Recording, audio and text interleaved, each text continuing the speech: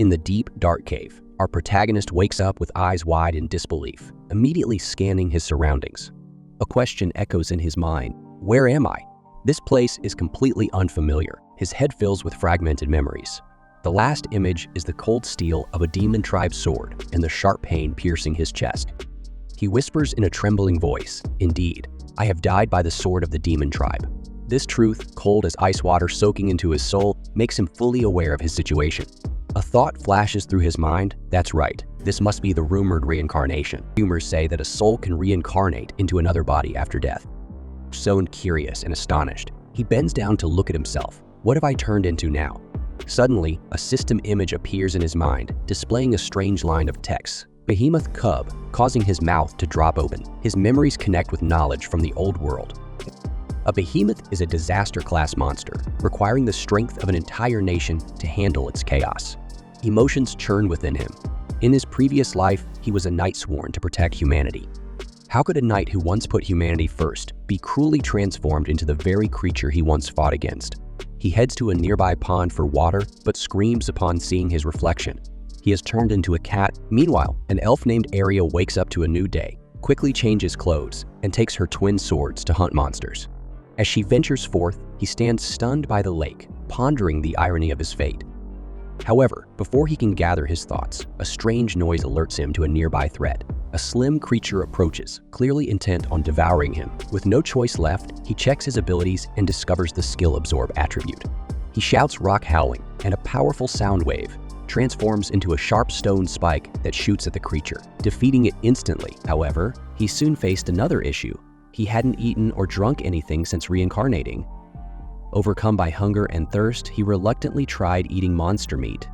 To his surprise, it tasted sweet, and consuming it allowed him to acquire the creature's skills. Excited by this discovery, he decided to store a slime for later use. Meanwhile, Arya navigated a labyrinth by boat, presenting her badge to gain entry and using a crystal to illuminate the dungeon's dark corridors. Back at the pond, he continued his efforts to adapt to his new form. He defeated a wyvern, gaining the ability to fly, and a C+ class minotaur, from which he acquired the skills Fireball and Ice. His streak of victories continued as he overcame a B-class golem, earning the Iron Body skill, and a C-class serpent, which granted him Poison Fangs. Ahead, he spotted a glowing treasure chest and eagerly opened it, finding a giant crystal inside. His heart swelled with anticipation and joy, but his excitement was short-lived as he realized the chest was a trap. The crystal ensnared him, teleporting him to another dark location. A powerful force overwhelmed him, and he found himself standing on the back of a huge earth dragon, an S-rank monster. The dragon roared angrily, insulting him for disturbing its sleep. Desperate to defend himself, he attempted to use rock howling again, but the stone spikes had no effect on the formidable dragon. Activating Iron Body, he made his body as hard as iron to dodge the dragon's crushing attacks. The dragon acknowledged his resilience but still found him too weak, attempting to crush him with its massive foot. In a desperate move, he activated the Ether Edge skill, slicing through the air with sharp light and damaging the dragon. Utilizing the Flight skill, he soared back into the air, escaping as the Earth Dragon howled in frustration. Exhausted and bleeding, he collapsed, feeling helpless and losing consciousness. Just as he was about to surrender, Arya took care of the kitten. She fed him, patched up his scratches, and even changed clothes right in front of him. The smug little shit is having the time of his life, chugging milk like a king and snoozing on her massive chest, like it's a 5-star resort. Naturally, he decides that he's going to repay her kindness by becoming her self-declared protector.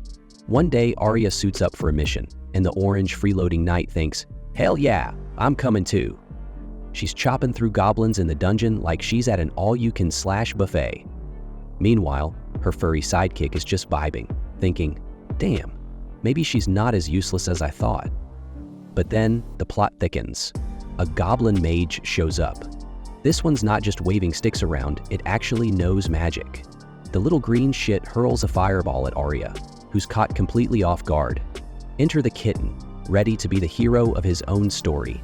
He shoves her out of the way and goes full psycho mode, slashing the goblin's face with his tiny murder mittens until it's dead.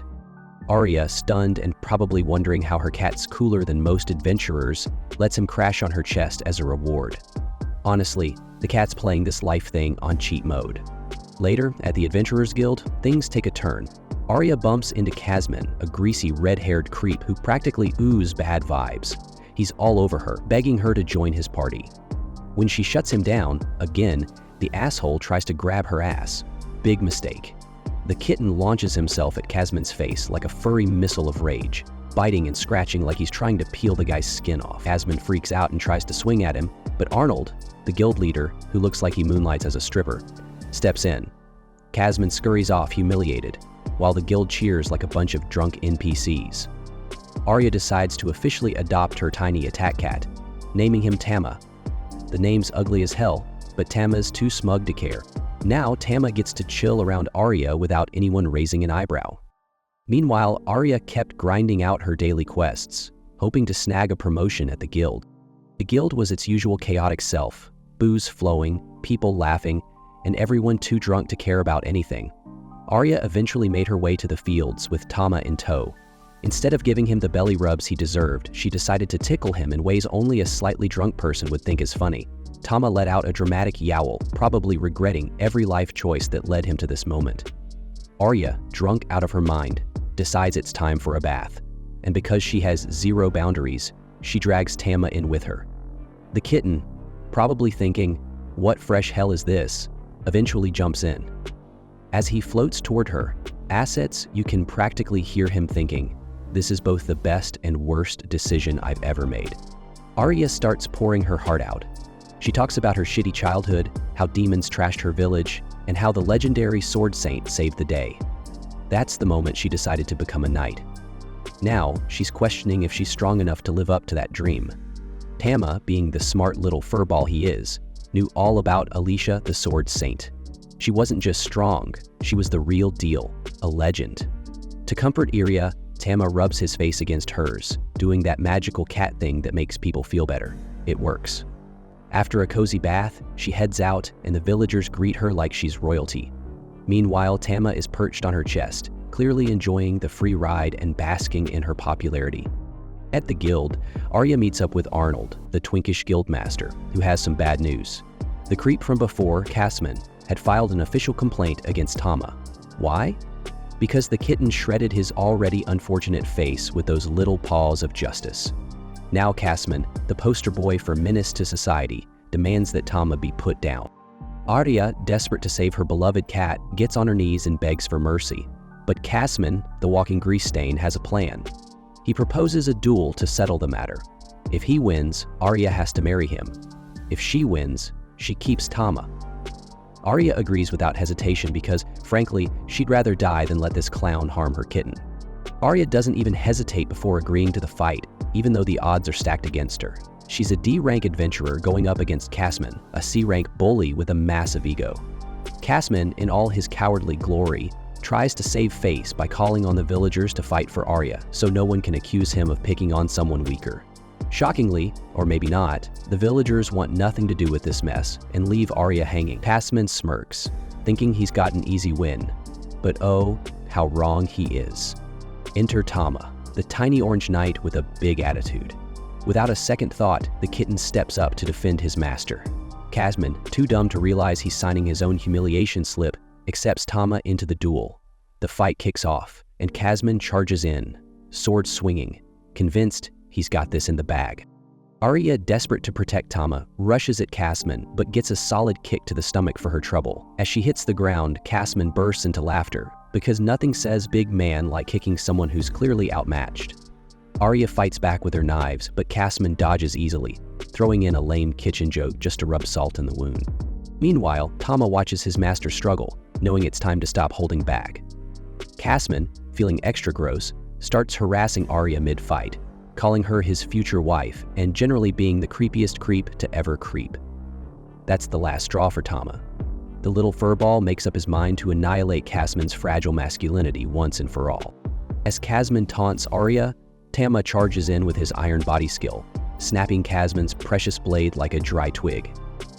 Before the red-haired loser can process what's happening, Tama activates Aether Howling.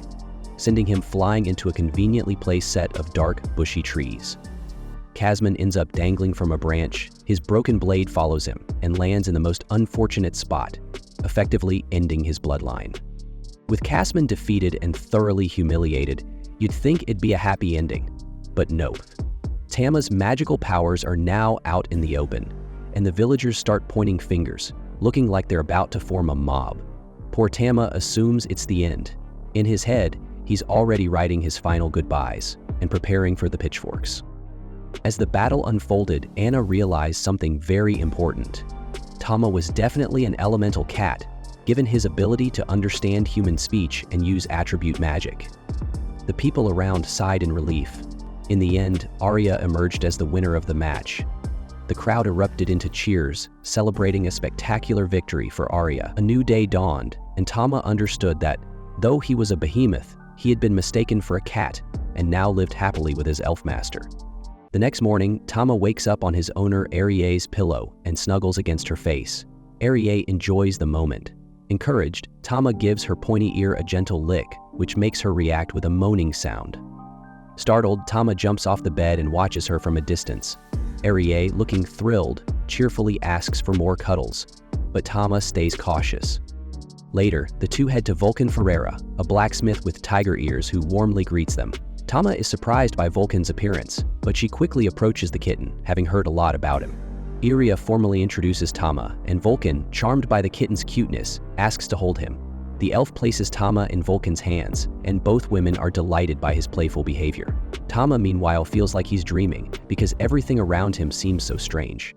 Vulcan asks Arya what she needs, reminding her that her weapon is still being worked on. Arya requests special, durable armor for Tama, and Vulcan, excited by the challenge, agrees to create it.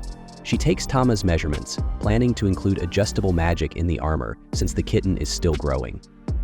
While Vulcan works on the armor, Arya asks Tama if he would like to join her on adventures.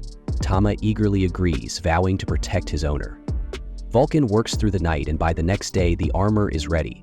When Tama puts it on, Arya is charmed by how adorable he looks, while Tama is amazed by Vulcan's craftsmanship and speed. However, Vulcan reveals that Arya's swords are a bigger problem. They're heavy and fragile, and despite reforging them multiple times, they don't suit her well. Arya admits she struggles with the swords, and Vulcan suggests they form a temporary team. By observing Arya in combat, she hopes to identify the problem and improve the swords. The team ventures into a dungeon where Vulcan showcases her strength by defeating goblins with her powerful hammer. Tama is impressed by Vulcan's extraordinary strength, having heard of the Tiger People's reputation, but never witnessed it firsthand. When a goblin casts a fire spell at Vulcan, she easily resists and counters with her enchanted flames, eliminating the monster in a single strike. Arya, inspired but nervous, faces an orc next. She hesitates but gathers her courage, using her acceleration skill to attack. The orc blocks and counterattacks, but Tama intervenes, using his magical shield to break the orc's axe. With the path clear, Arya finishes the battle, though she doesn't seem satisfied with her performance. Vulcan observes and explains that Arya's long swords throw her off balance, making her movements awkward. Arya asks for advice, determined to improve. Vulcan suggests they move to the next dungeon floor, where a suitable monster awaits for training. However, when they encounter weak ropers, Arya can't hide her frustration, wondering how these creatures will help her grow stronger. At the same time, Tama is worried that the ropers might grab his master Arya with their tentacles in an uncomfortable way. Vulcan reassures them that fighting these creatures will force Arya to focus on her movements, helping her improve her combat skills. With determination, Arya charges at the first roper using her acceleration skill, but the creature's tentacles force her to retreat. Observing the battle, Tama realizes that Arya's usual fighting style won't work here. Things get worse when the roper knocks her sword from her right hand. Even so, Arya refuses to give up and continues the fight with her remaining sword. Surprisingly, without the weight of two swords, her movements become much faster. With better speed and balance, she manages to dodge the tentacles more effectively and lands her first attack on the roper. However, during the fight, the roper breaks her remaining blade, leaving her unarmed. Vulcan quickly throws a dagger and the broken blade back to Arya, who uses both weapons to stab and defeat the creature. With her confidence restored, Iria charges at the second roper, moving even faster than before. She notices the enemy's slower attacks and realizes that her difficulty in combat stemmed from her mismatched equipment. With newfound precision, she delivers several swift strikes, cutting the creature's tentacles. However, the holes left behind release a sticky substance that nearly covers her entirely. Furious, Iria shouts that such behavior is only acceptable from Tama and attacks the roper with triple the intensity. She cuts off all its tentacles and slices its body in half, naming her new move Wind Blade. After the fight, Tama is thrilled to see how quickly Iria adapted and improved. Seizing the moment, he bites the roper's corpse to absorb its abilities. Though disgusted by the creature's bitter taste, Tama gains the powers to summon tentacles, spray infinite mucus, and crossbreed. Meanwhile, Iria continues angrily stabbing the monster's remains, still upset about what it did. After calming down, Iria admits she started using 2 long swords to honor the Sword Saint, but realizes they don't suit her style. She finds that shorter weapons feel more natural for her. Tama gently strokes her face, agreeing with her decision. Vulcan praises Iria's progress and suggests they rest before venturing further into the dungeon. Vulcan leads them to a safe spot protected by a philosopher's stone that keeps monsters away. Seeing the stone reminds Iria of her village being attacked, but she sets the memory aside and prepares to clean up after her battle with the ropers. With water nearby, Iria takes the opportunity to bathe and removes her armor. Tama quickly looks away, reminding himself that a knight must stay focused and not let distractions take over. However, Iria playfully calls him to join her, and he reluctantly enters the water with the 2 women. While bathing, Iria asks Vulcan about their main group. Vulcan explains that the group has split up, with some members changing priorities and others starting families. She then warns Iria to keep an eye on Tama because elemental cats like him can crossbreed with other creatures. Tama, remembering his newly acquired ability, suddenly feels awkward.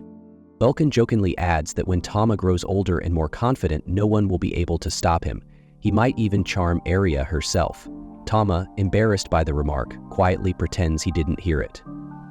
Tama silently promises to himself that he would never act on the strange idea Vulcan teased about, even though Iria seems to think it's a wonderful notion. She playfully encourages Tama to grow up faster so she can spend even more special moments with him. With that lighthearted exchange, the group continues their journey, eventually encountering a C+ ranked Minotaur. The sight of the high-level monster terrifies Iria, but Vulcan reassures her that she will step in if needed.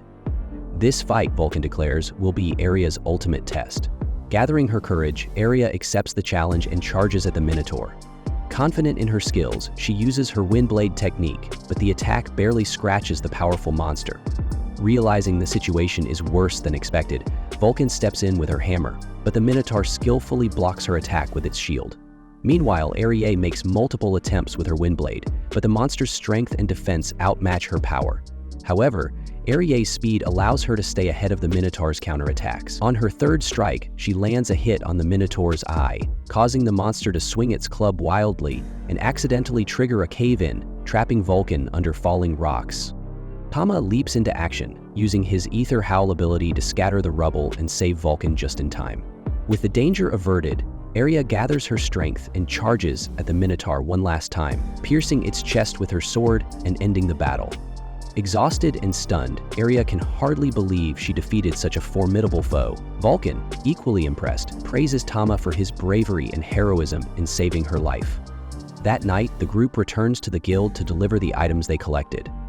Anna, the guild receptionist, is moved to see how far Iria has come, especially her ability to defeat such powerful enemies. The team celebrates their success at a lively tavern. During the festivities, Vulcan suggests forming a permanent team, nervously admitting that someone needs to maintain Tama's armor. Tama, sensing her sincerity, places his paw on Iria's hand and then on Vulcan's, signaling his approval of the idea. With the team officially formed, the celebration ramps up. As the night goes on, Iria and Vulcan drink so much they pass out on top of each other in bed, unintentionally squishing Tama between them. Stuck and unable to move, Tama also can't sleep, so he listens to the 2 women mumbling strange things in their sleep, some of which involve cats. Unbelieving what he's hearing, Tama retreats into his thoughts, leading him to discover an option to evolve into a second form. He contemplates whether evolving into a powerful behemoth would make Aria abandon him, or if staying a kitten would let him stay by her side forever. The next morning, Tama is still in his kitten form when he and Aria come across two men beating a defenseless little girl, accusing her of theft. Recognizing Tama as the elemental cat who defeated Kazman, the men panic and flee without a fight. Aria comforts the girl and asks her name. The girl, Lala, looks down sadly when asked about her parents, revealing she's alone. Aria, moved by her plight, invites Lala to come with her.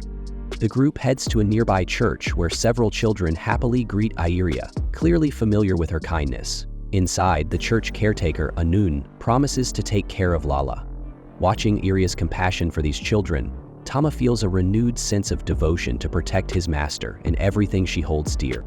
Later that afternoon, Aria, Vulcan, and Tama visit the Adventurers Guild, where Anna officially grants Aria the C-rank title. However, the celebratory moment is dampened when Anna shares troubling news about the city of Leonard. She explains that many people have recently gone missing, believed to be the work of demons, and none of them have ever returned.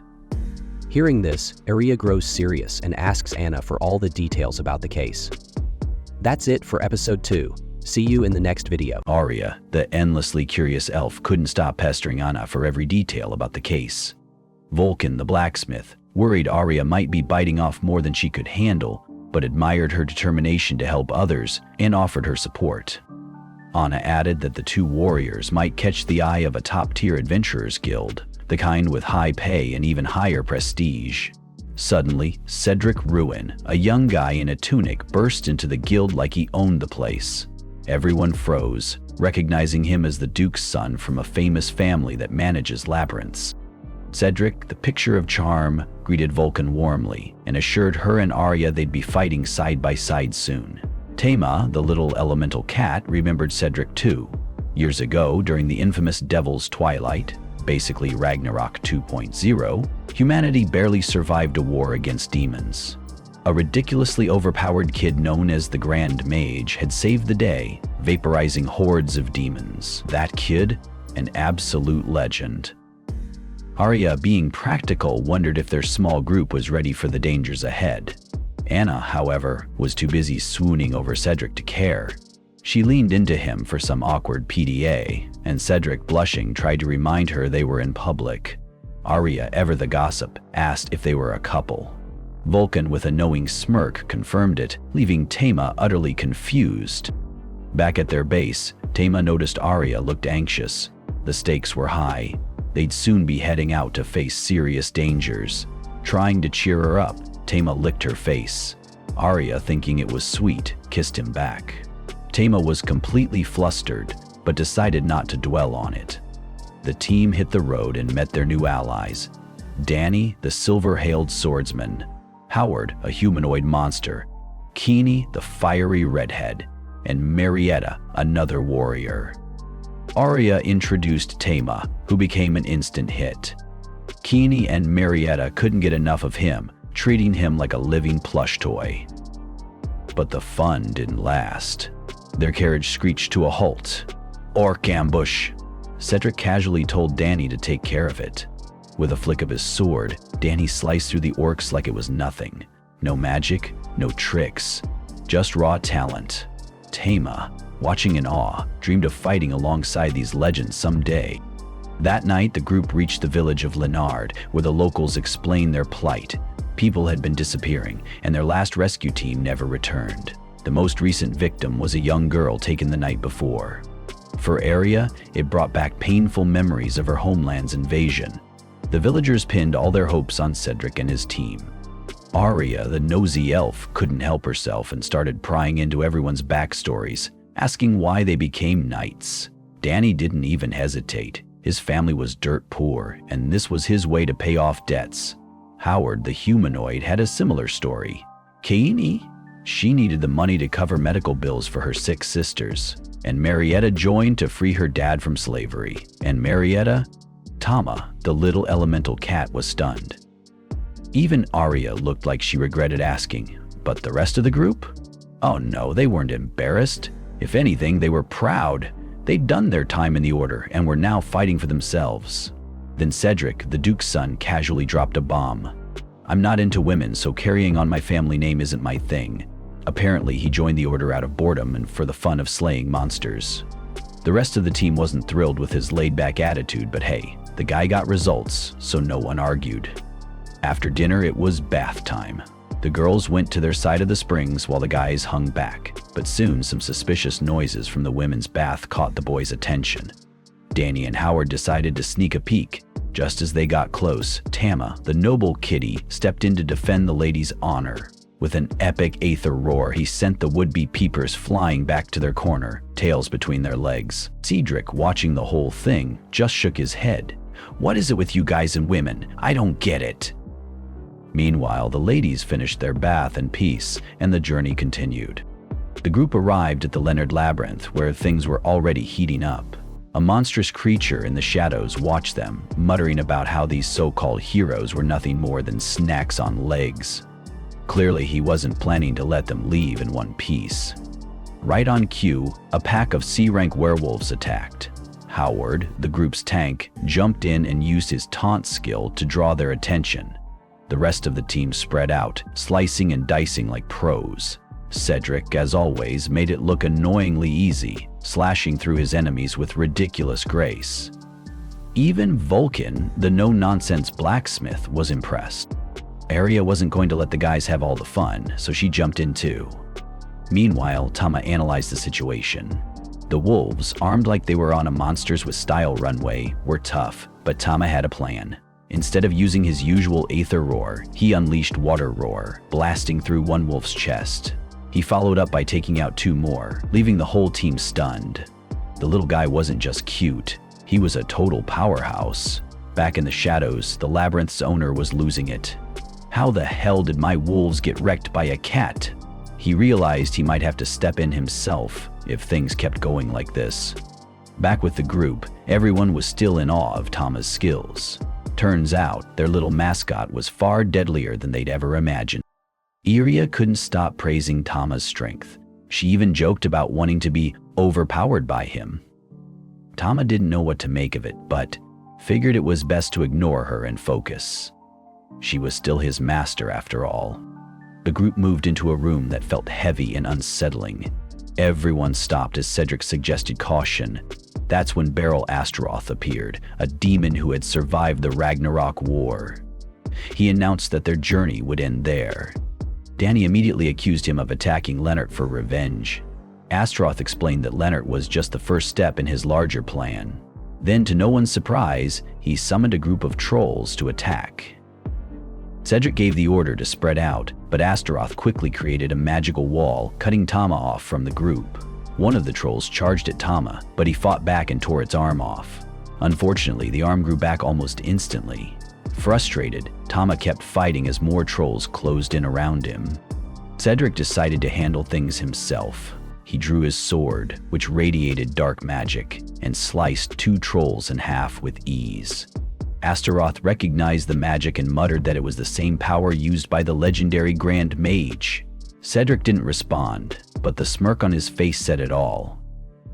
Meanwhile, Tama was struggling. He tried using Stone Roar, but it barely affected the trolls. He thought about evolving into a more powerful form, but decided against it. It would mean giving up being Arya's trusted companion. Instead, he used Flame Roar, burning the trolls so badly that even their regeneration couldn't keep up. Tama managed to defeat them all. Astaroth, furious that his trolls were defeated by a cat, decided to intervene. Before he could attack, Vulcan hit him with her hammer. He dodged, only for Arya to strike at him next. Astaroth blocked her attack and mocked their teamwork. Vulcan swung again, creating a cloud of dust that blinded him, just long enough for Arya to use acceleration and stab him in the chest. At first, Astaroth seemed unfazed, but then the blade started glowing, amplifying the damage. He made one last desperate attack, hitting Arya with his dagger before falling. The team rushed to Arya, and Tama suspected she had been poisoned. Astaroth, before turning to stone, laughed and said, "She won't be the only one. Humanity's days are numbered." The team confirmed their fears when Cedric identified the poison as dragon poison, the deadliest kind. Howard used his shield to slow its spread, but they needed help fast. Back in Leonard, the doctor told them Arya had less than 2 days to live unless they got an Earth Dragon's eye. The group wanted to hunt the dragon, but Cedric explained they didn't have enough time. As Arya cried out in pain, Tama couldn't stand by anymore. He ran out the window, determined to save her. Flying through the night, Tama thought about how Arya had once saved him. Now, it was his turn. Tama returned to the ruins where he was reincarnated. The Earth Dragon he had faced before was waiting. The dragon mocked Tama for daring to return, but Tama didn't back down. He declared he would defeat her, though deep down he knew he couldn't win in his current form. Tama made the difficult choice to evolve, giving up his small, fluffy form to become a powerful behemoth, ready to fight for Arya.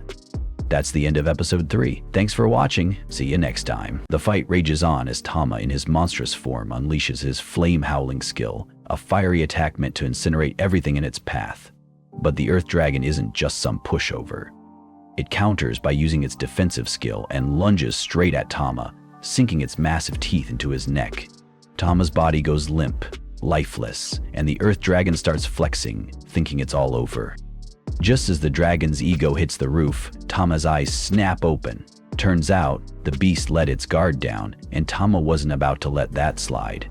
In a flash, he pulls out his Flame Edge skill, going straight for the Earth Dragon's other eye. It's a brutal move, but it works. Tama not only blinds the dragon completely, but also takes it down for good. But of course, there's a catch. As Tama prepares to rush back to his master, Arya, his monster form fades and he turns back into a cute, fluffy cat. He quickly realizes there's a time limit to his evolution.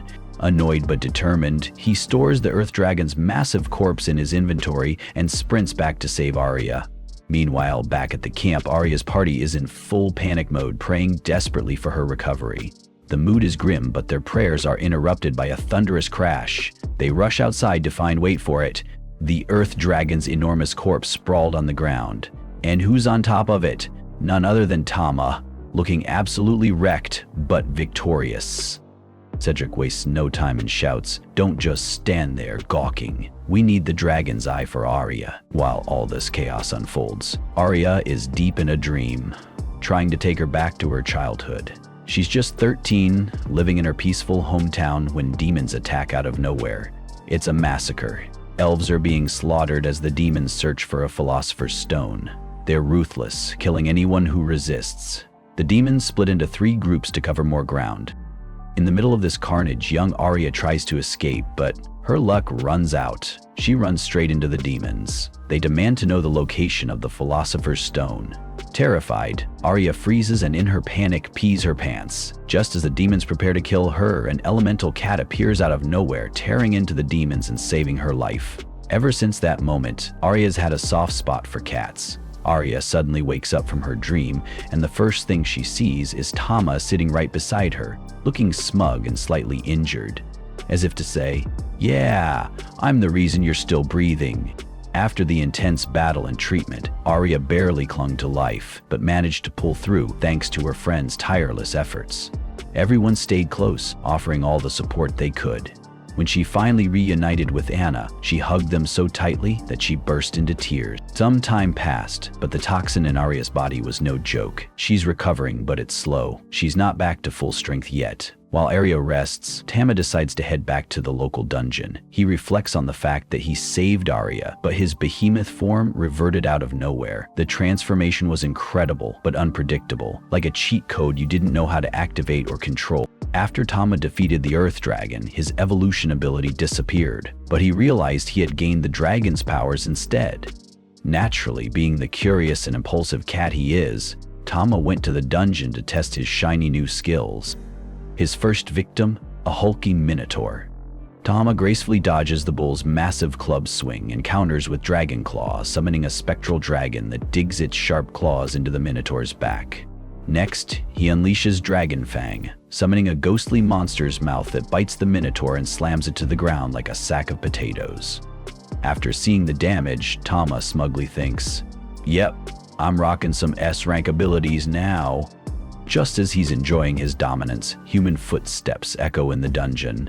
Emerging from the shadows is a maiden sniffing his lost helmet like it's perfume. She says, "I've finally found my strong man." But Tama, now back in his cute cat form, is baffled. Why is she acting like she knows him? The woman suddenly crushes his helmet and lunges at him like a predator. Tama, in classic scaredy cat fashion, bolts without a second thought and dives into a hole to escape. As she watches him flee, the woman vows to find him again. Shaken, Tama eventually sneaks back home and hides in his favorite spot, trying to figure out why that insane woman seemed so familiar. Those piercing eyes. The thought sends chills down his tiny spine. The next day, Arya takes Tama on a picnic by the seaside. She's dressed in her cutest outfit, ready for a day of fresh raspberries and relaxing in the sun. As they settle on the grass, Arya brings up her recovery, recalling how she heard about the Earth Dragon's corpse and how Tama was found injured beside it. For a moment, she wonders if her little kitty was the one who defeated the creature, but then she laughs it off, dismissing the idea. Instead, she lies on the grass, lamenting how she always seems to need saving, whether it's Vulcan, Cedric's group, or even Tama. Arya then recalls the demon attack on her homeland when she was young. She remembers how her people were slaughtered and the elemental cat that protected her was attacked. But before the demons could finish the job, the legendary Sword Saint arrived and wiped them all out single-handedly. That day inspired Arya to become a warrior herself. Years later, she left her village, vowing to be strong enough to protect the weak. But reality hasn't been so kind. Feeling emotional, she starts tearing up. Sensing her sadness, Tama rubs against her arm to cheer her up. Arya imagines he's trying to say, "You're stronger than you think, master."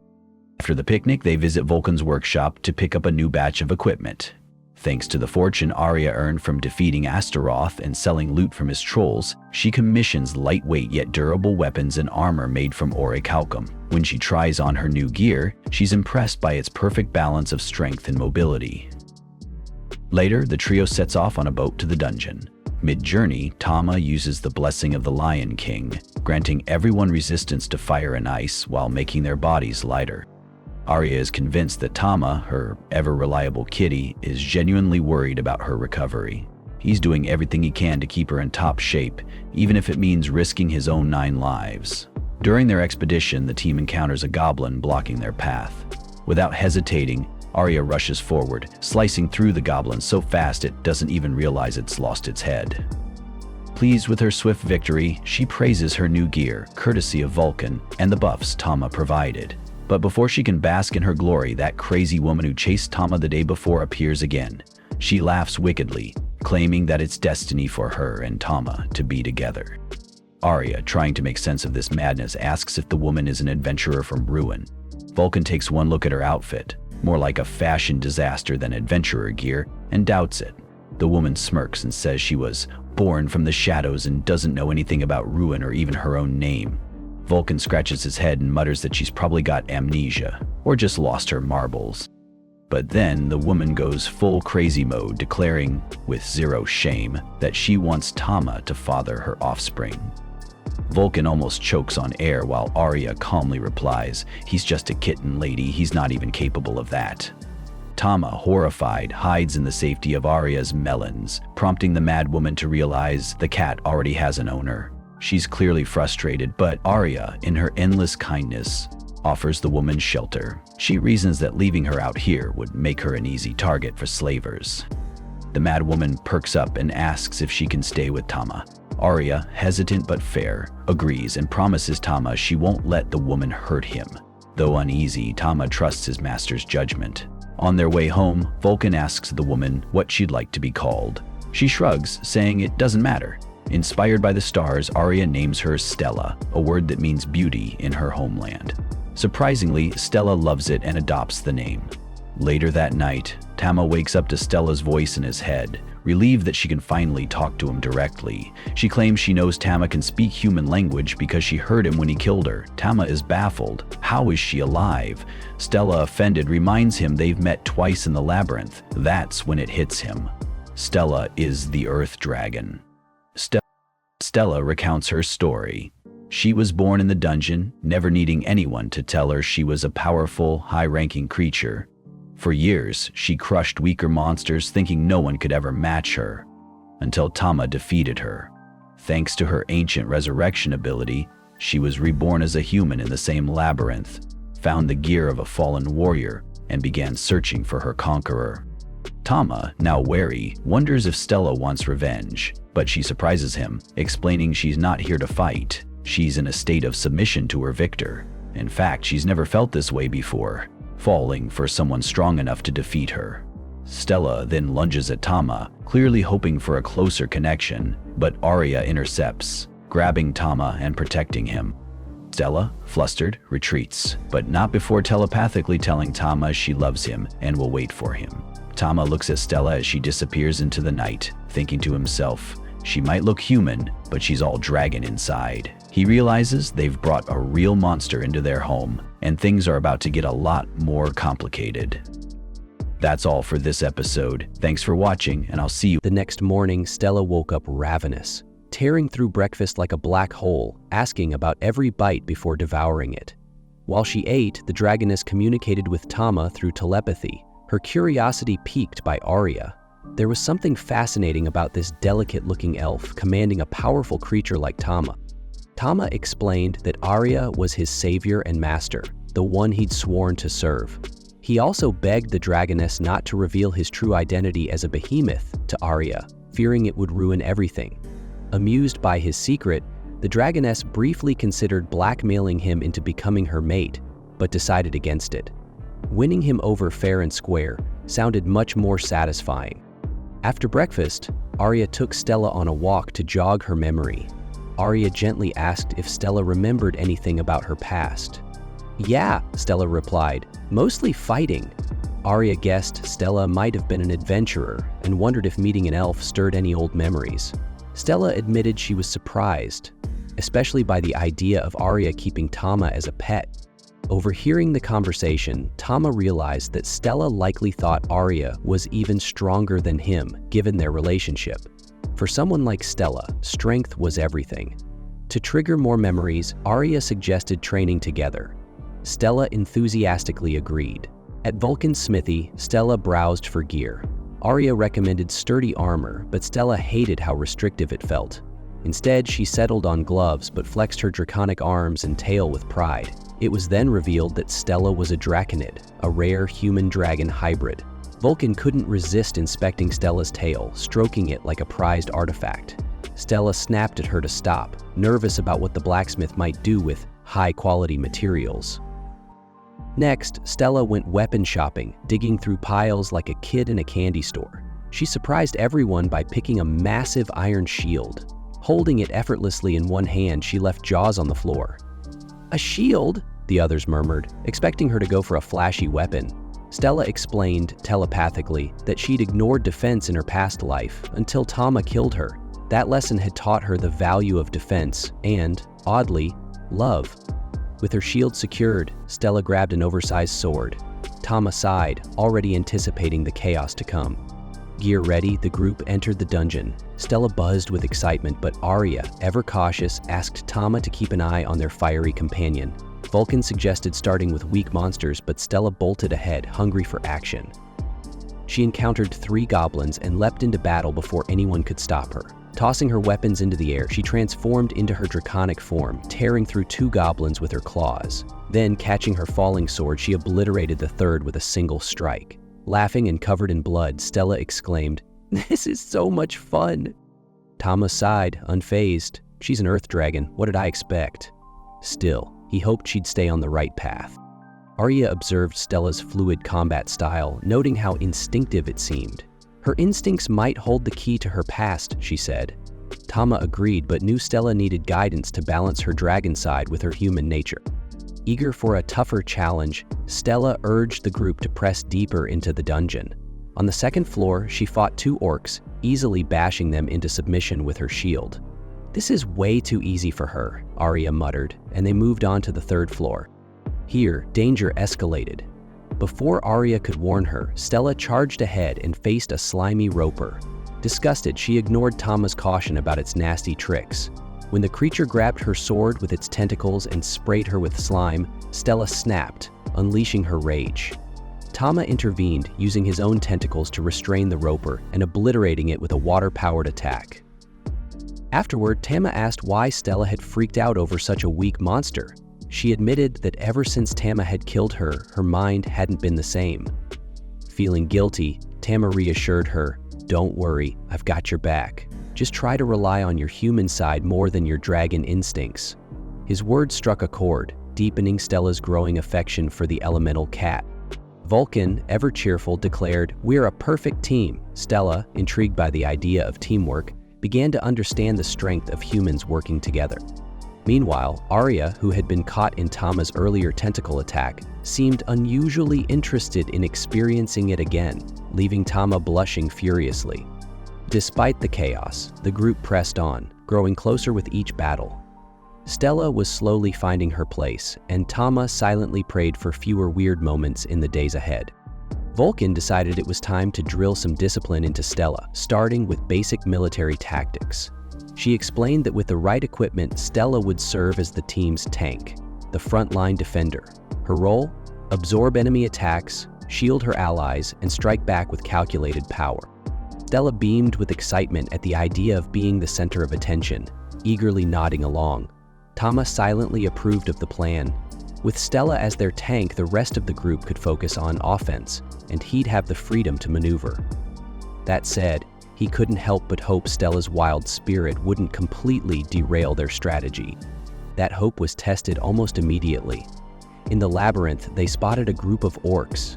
Before anyone could outline a plan, Stella banged her shield with her sword, taunting the orcs like a carnival barker.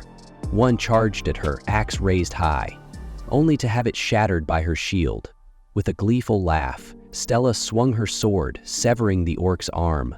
The poor creature fled, howling in pain. But Stella wasn't content with her victory. Instead of holding the line, she charged after the retreating orc, completely ignoring the rest of the enemies. Tama sighed, muttering something about rookie enthusiasm, before casting Lion King's blessing to buff the team.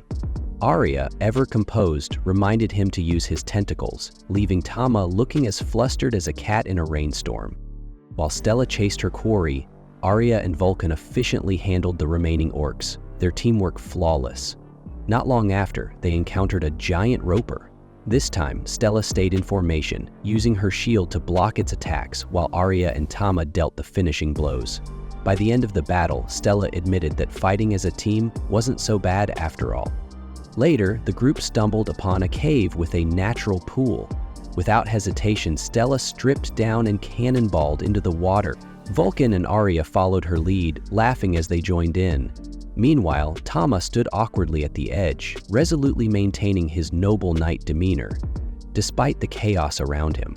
After their adventure, they returned to the guild to register Stella as an official adventurer. There, the receptionist, Anna, introduced them to a man named Reese. He had a special request for Arya, a multi-day escort mission to protect valuable goods.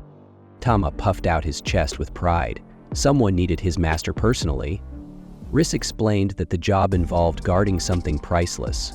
When Vulcan was invited to join, she hesitated, concerned about leaving her shop unattended, but ultimately promised to manage her schedule to come along. Curious, Stella asked what they'd be guarding. Reese led them to a warehouse and opened the doors. Inside, Stella froze in place. There, towering before her, was the skeleton of an earth dragon, her own body from her past life. Speechless, she stared at the remnants of her former self, emotions swirling as memories from her past began to surface. That's it for this episode. Thanks for watching my recap. Reese explained that the merchant he bought it from believed the bones once belonged to a mighty beast that rebelled against its enemy, which had convinced him to make the purchase. But for Stella, it wasn't just a story. It was her own tragic history staring back at her. Seeing her frozen in place, Tama reached out through telepathy, his concern evident. "Are you okay?" Stella hesitated before admitting, "The moment I saw these bones, my death flashed before my eyes."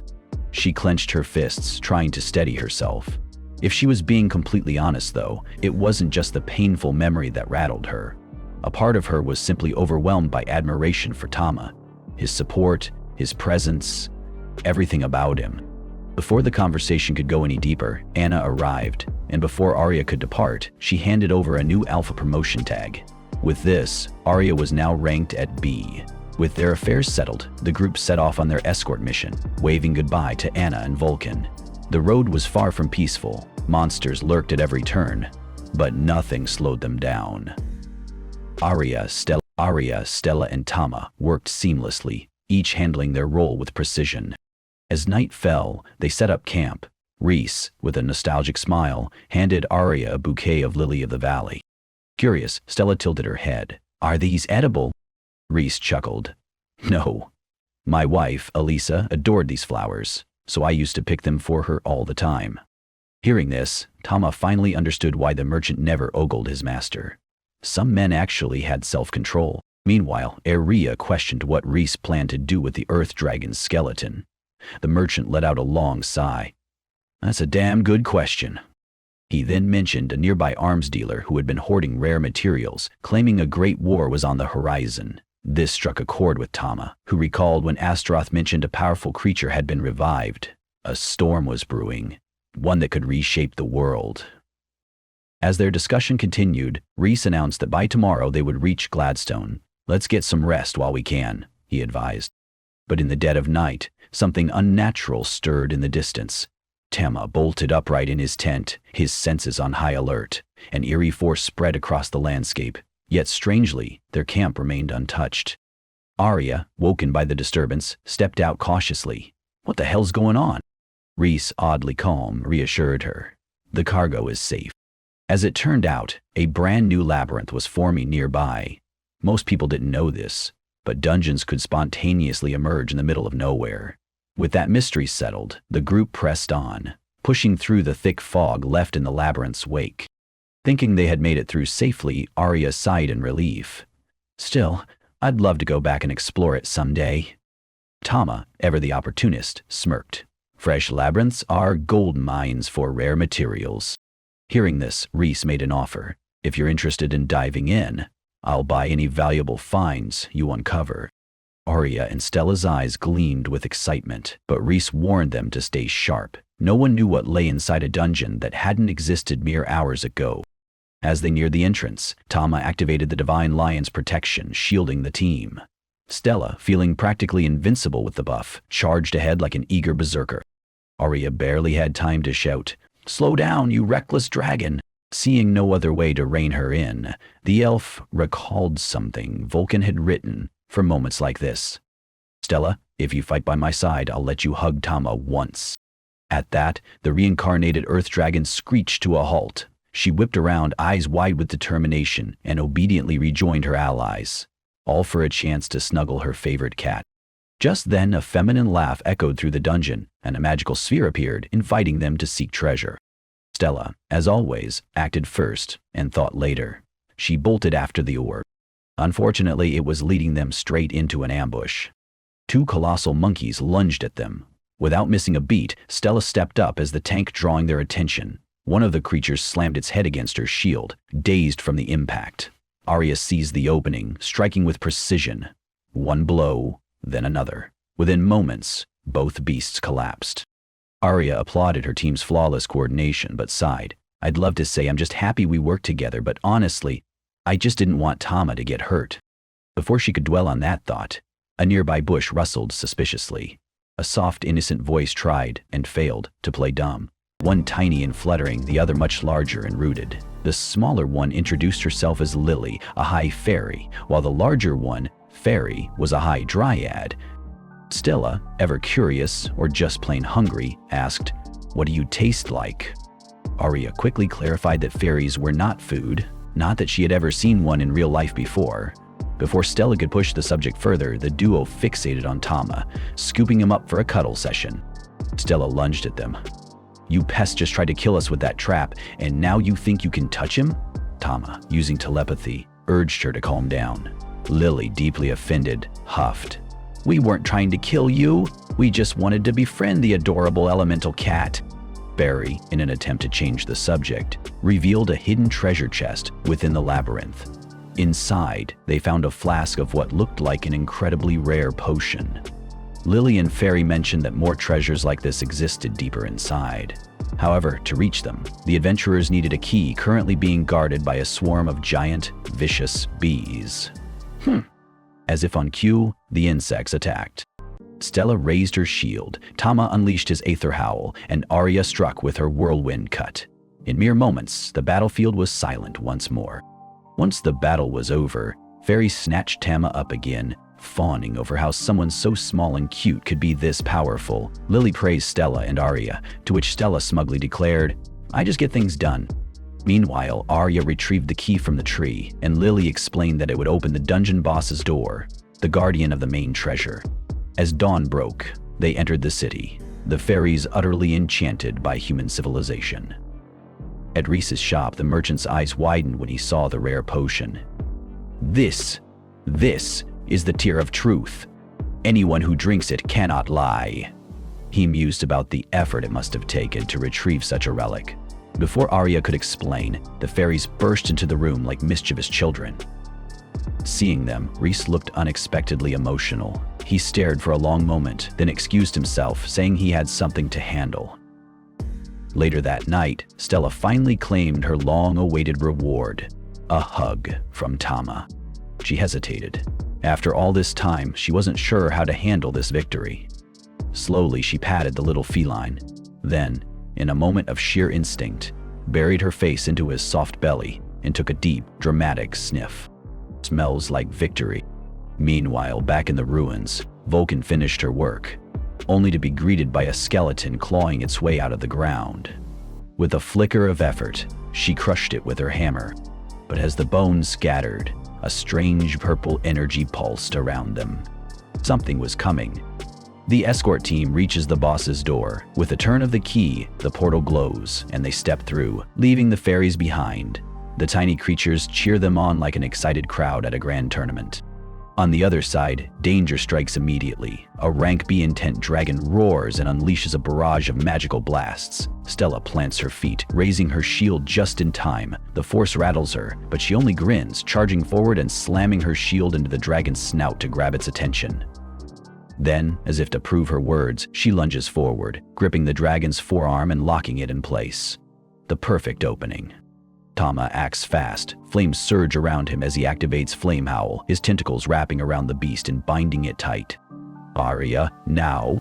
With a sharp gleam in her eyes, Arya dashes forward. Her blade flashes as she slices through the dragon's throat in one swift, decisive strike. The beast lets out a final, gurgling roar before collapsing with a heavy thud. Their reward appears before them, a treasure chest containing 2 ancient scrolls. The moment Arya touches one, a rush of energy flows through her. Her sword glows with golden runes. She has awakened the sacred blade. Feeling stronger than ever, the team heads back to the labyrinth forest to find the fairies, but when they arrive, an eerie silence greets them. Tama's chest tightens as he spots something on the ground. A wooden bowl, tipped over, his contents spilled. Something is wrong. Meanwhile, in the city, Reese sits in his dimly lit office, absent-mindedly ringing a small bell. His eyes drift to a portrait of his wife, Eliza, a knowing smile playing on his lips. Stella and Arya drag themselves back to the city, exhausted, and spill everything to Vulcan. The blacksmith listens and casually suggests checking the tavern, because, let's be honest, that's where all the juicy info usually is. Before they can head out, a butler waltzes into the shop with 2 hooded guys, announcing that Count Gladstone is looking for Arya. He makes no effort to hide how he's ogling the women, even commenting on Stella and Vulcan's looks, saying the Count would love to see them. Stella has no clue what this creep is on about, but immediately shuts him down. Arya politely says they're busy and might visit the Count someday, whoever he is. But the butler isn't having it. Apparently, refusing the Count is a crime. That gets Vulcan's attention. This is serious. She sighs and says they'll go. Once the butler steps outside, Stella groans, wondering why they're wasting time with some rich weirdo when they need to find the fairies. Vulcan, however, mentions she's heard some things about this Count. None of them good. During the carriage ride, Vulcan drops a bomb. This guy is known for kidnapping women. Yep, full-on creep mode. Stella immediately asks if he could have taken Lily and Fairy. Vulcan nods. That's exactly why they're going. They arrive at the mansion at dusk. The butler knocks and the Count welcomes them inside. First thing out of his mouth, "I've never seen women this beautiful before." Vulcan and Arya play nice, thanking him for the hospitality. Then, out of nowhere, the Count snaps his fingers like he just had the best idea ever. "You should all be my concubines," he announces proudly. No one has ever regretted it. Tama takes one look at him and mentally confirms that yes, this man is just as disgusting as the rumors said. The butler then brings out tea and hands each of them a cup. The Count, clearly way too eager, watches as they pick them up, practically drooling as Arya lifts hers to her lips. But before anyone drinks, Tama discreetly casts a blessing to make sure they don't get poisoned. Turns out the tea is amazing, so good that they ask for more, which leaves the Count extremely confused. He pulls his butler aside and hisses, "Why aren't they passing out?" The butler, now sweating, promises to make a stronger batch. Before he can, Sella slams the table, grabs the Count by his fancy shirt, and demands to know where Lily and Ferry are. The Count, now terrified, swears he has no clue.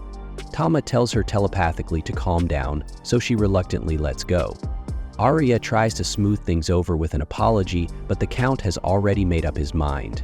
They must be possessed by demons, and obviously the only way to fix this is by purifying them, aka locking them up. The butler claps his hands, and suddenly hooded guards surround them, weapons drawn. Stella sighs, realizing they've somehow gotten themselves into another mess. She's ready to throw hands, but Tama tells her telepathically to wait. Arya and Vulcan try to talk things down, saying they're not here to start a fight. Before anything happens, a soldier bursts in, shouting that an undead army is attacking the city. Skeletons are everywhere, people are panicking, and the horde is heading straight for the mansion. The Count? He immediately tries to flee. His butler suggests hiding upstairs, and the Count, loving that idea, orders his men to die for him while he runs up the stairs. The butler asks what to do with the guests, and the Count waves him off. He couldn't care less. With that, the mansion's staff abandons ship, leaving the girls alone. Arya, worried about the townspeople, says they have to help. The others agree. Outside, it's absolute chaos. Skeletons are everywhere, people are running for their lives, and it's up to them to fight back. Arya and Vulcan start guiding people to safety, while Arya and her elemental cat prepare to throw down. Seeing the endless waves of skeletons, Stella sighs, saying there's no way they can take them all down. They need to find whoever's controlling them. Arya agrees and suggests splitting up. Vulcan will stay behind to protect the townspeople and the little girl, while Arya, Stella, and Tama go after the mastermind. Meanwhile, the Count is hiding on a rooftop with his butler and a soldier, watching everything unfold. As the heroes move through the city, they hear a bell ringing from Count Gladstone's mansion. They follow the sound and come face to face with the culprit, Rhys. He doesn't hold back, explaining that he's only after revenge because Count Gladstone killed his fiancée, Elisa. Fueled by rage, Rhys summons even more skeletons. Tama immediately realizes, this guy is definitely a necromancer. Rhys admits that on his own he can barely summon 2 skeletons, but with help? That's a different story. He dramatically pulls back his robe, revealing Lily and Ferry, the 2 fairies. Trapped and drained of their magic, the group is furious. Kima guesses that Rhys is controlling the fairies with the bell, and that the arrow he's holding is also part of his plan. Turns out, he's using the arrow to steal their mana, summoning an undead army to fuel his revenge. Fairies have insane amounts of magic, and thanks to them, Rhys unleashes a massive explosion, completely leveling his own house. From the rubble, a giant earth dragon skeleton emerges. The monster he's been after this whole time. Smirking, Rhys sarcastically thanks the heroes, since without them, none of this would have been possible. Then, he steps into the dragon's chest, merging with it like he's the creature's heart. Seeing this, Stella is beyond pissed. She charges straight through the skeleton horde, smashing enemies left and right, but before she can reach Rhys, the dragon swats her away with a single hit. Tama jumps in, using his Aether Howl to shatter the dragon's tail, but the bones just reassemble instantly. The thing can regenerate. Now it's Arya's turn. She activates her new skill, Holy Blade. striking the dragon with divine energy. It works, finally damaging the beast. But there's a problem. Holy Blade drains a ton of mana, and Arya can't use it again anytime soon. Tama realizes this fight just got a lot harder. He can't evolve into his Behemoth form right now, so he warns Stella that they need to stall for time and rescue Lily and Fairy first. Without hesitating, Stella slams into the skeletons with her shield, clearing a path toward the dragon. Tama soars through the air, following her lead. Back in the city, people are desperately defending themselves, setting up barricades. Just when things look bad, Vulcan shows up. She's not about to let these people die. The little girl she was protecting runs to her mother, and Vulcan drags her hammer across the ground, creating a massive fire barrier to block the skeletons. Meanwhile, Tama unleashes Flame Howl, hitting the dragon hard. But Stella gets crushed under its paw. Gritting her teeth, she refuses to lose to a mere pile of bones. Using all her strength, she pushes the paw up with her shield as a brace. Seeing his chance, Tama summons his tentacles, snatching Lily and Fairy out of Rhys's grasp. Now, Arya can go for the kill. With her path cleared, Stella powers up her legs with integral traction, breaks free and slices off the dragon's entire left arm. Tama follows up with Flame Edge, cutting deep into the beast. Then Arya finishes it. With a final strike from Holy Blade, the dragon disintegrates. Rhys crashes to the ground, staring in disbelief, his dream of revenge gone just like that. Arya approaches and tells him that this isn't who he really is. Elisa wouldn't have wanted this. But Rhys isn't done. He refuses to forgive Count Gladstone. Clutching his bell, he rings it one last time, ordering his skeletons to rise for victory. Only one moves. The lone skeleton steps forward, reaching for Rhys's hand. Suddenly, its form shifts. It's Elisa. Or at least, the illusion of her. Around them, the battlefield fades, replaced by a peaceful, beautiful field. Rhys falls silent, staring at the vision of the woman he lost. Elisa smiles gently and tells Rhys that he never thinks straight when he's upset. Tears start falling from his eyes as he breaks down, begging for her forgiveness. He finally admits that everything was his fault. She nods and tells him that he must atone for his actions. It won't be easy, but she believes he can overcome it. With that, Elisa fades away forever, taking the bell and the entire skeleton army with her. Meanwhile, back in the city, Vulcan and the others watch in shock as the undead suddenly vanish. Count Gladstone, who had been trembling in fear as the monsters climbed his roof, lets out a huge sigh of relief. The next day, a massive crowd gathers in the public square for an execution.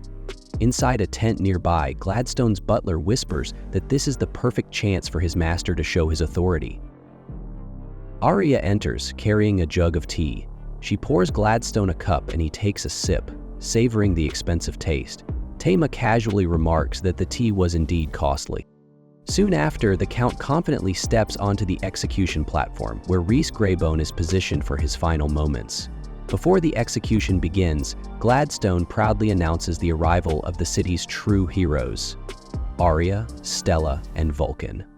He then turns to Rhys and demands to know why he caused such a disaster. Rhys answers without hesitation. He wanted revenge for his wife's death. Hearing this, Gladstone smirks and openly admits that he was the one who killed Elisa. However, he claims that confessing earlier would have ruined his plans. The crowd gasps in shock.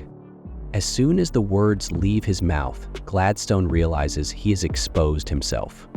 Arya steps forward, holding a small bottle, and casually asks if he also knows anything about the missing women in the city.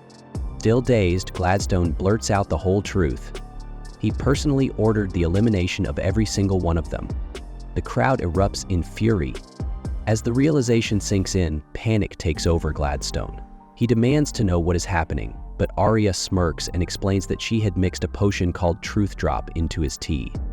The people completely lose control. The missing women weren't just strangers, they were their mothers, daughters, and sisters. Blinded by rage, the crowd storms the platform, ready to tear their corrupt Count apart with their own hands. Meanwhile, Rhys turns to Arya and the others, offering a weak but grateful smile. He thanks them for everything. Days later, after a full public confession, Gladstone is stripped of his title and sentenced to life in prison. Reese, however, is spared from execution and instead given a normal prison sentence. The next day, the group traveled by carriage when Stella, feeling jealous, asked if the fairies should return to the forest. Riding on Tama, Lily firmly replied that she wanted to stay with him. Meanwhile, Fairy expressed her gratitude for being rescued. As they gazed out the carriage window, both were captivated by the breathtaking sea view. Valken was excited as they neared Ruin, while Arya reminded her pet that they were returning to the place where they first met. Upon arriving at the guild, Anna welcomed them with an enthusiastic bear hug, pulling all the newcomers into her embrace. She was eager to hear about their adventures in Gladstone. Not just Anna, but the entire guild acknowledged Arya's incredible feat, defeating a high-ranking undead dragon, which earned her a legendary reputation. To honor her achievement, Anna presented Arya with a silver adventurer's tag, marking her promotion to rank A. Stella was also promoted to rank B. Arya was thrilled but couldn't help asking if Valken had been promoted as well. Anna recalled, with a slightly awkward smile, that Valken had actually refused a higher rank because she loved her current position too much. Valken confirmed, explaining that life as a blacksmith suited her better. A grand celebration erupted in Ruin for the returning heroes. During the festivities, the receptionist mentioned that a special gift had arrived from Gladstone, a 10-year supply of canned fruit. The girls were amazed, but Tama immediately dreaded the chaos of storing all those barrels. Arya suggested that Vulcan keep them at her place, but the blacksmith protested, saying her storage was already packed with materials and tools. Anna then suggested that Arya should get a place of her own. With the reward from their last mission, she could afford a nice home. Taking a sip from her mug, Arya agreed, saying it was time for a proper home where all their friends could live together. Curious, she asked Tama for his opinion. Though silent, the cat clearly approved, just like the rest of the group. The next day, they visited a real estate agency called Lupro Certo in the commercial district. The agent asked what they wanted in their new home. Stella simply wanted a good kitchen for cooking meat, so he noted that down. Lily and Fairy requested lots of grass and trees, so he added a large garden. Arya wanted a spacious room, while Tama quietly worried about the cost. The agent, however, assured them that he had the perfect house, at a great price. He led them to a beautiful mansion secluded from the busy city. Each woman was delighted. Stella loved the kitchen, the fairies adored the garden, and Arya was happy with the spacious rooms. However, the agent hesitated before revealing why the house had not been sold yet. It had no regular bath, only an oversized outdoor hot spring. To his surprise, the group absolutely loved it, and Arya immediately closed the deal. By late afternoon, they had moved all their belongings into their new home. Lily and Fairy excitedly bounced on the soft beds, while Valken proudly declared that she finally got what she wanted. Tama observed Stella effortlessly carrying the heaviest furniture as if they weighed nothing. Ironically, her reward for all that effort was getting to pet him, something she eagerly took advantage of, treating him like a plaything. Arya found the scene bizarre, noticing that Tama and Stella seemed to be communicating without words. Meanwhile, the next morning, Valken arrived with 2 buckets full of lobsters, making everyone's mouths water, especially Stella's. She curiously asked what kind of creature they were, since they looked tough to eat. Valken explained that they were a famous delicacy from Obal, a favorite among the city's residents. That evening, the group enjoyed a massive feast. Stella indulged in meat, as she had promised, while everyone else ate to their heart's content. Later that night, Valken and Arya slept comfortably, with Tama nestled between them as usual. As always, Tama had strange dreams, this time about his elemental abilities. Though he wanted to rest, he had much to think about. He had unlocked a new power, elemental explosion, and more importantly, gained access to a 3rd transformation. This worried him. The last time he evolved, he had feared never returning to his original form. Lost in thought, he was startled when Stella appeared on the balcony. She had woken up upon hearing him mutter to himself. Though he told her to go back to sleep, she refused, insisting on knowing what was bothering him. With no way to escape, Tama admitted that he had unlocked a transformation even stronger than before. Hearing this, Stella went wild with excitement, demanding to see it. Nearly climbing the walls in anticipation, she chased after Tama, begging him to fight her in her dragon form. The next morning, as everyone enjoyed breakfast, Stella was still pestering Tama about his new transformation through telepathic messages. Meanwhile, Lily and Fairy were excited about adding more plants to the garden. Arya, understanding their love for nature, planned to hire a gardener, but the fairies insisted on handling it themselves. Tama, observing them, was surprised. He had never realized that dryads and fairies had such powerful abilities. Not long after, fairies started drumming and chanting, calling upon the power of spring. Almost instantly, a tree began to grow in the backyard. But before it could fully sprout, Vulcan rushed outside in a panic. It wasn't just any tree. It was a world tree, a legendary plant with rare minerals hidden within its roots. Worried that such a discovery could bring trouble, Vulcan quickly told Fairy to surround it with regular trees to keep it hidden from prying eyes.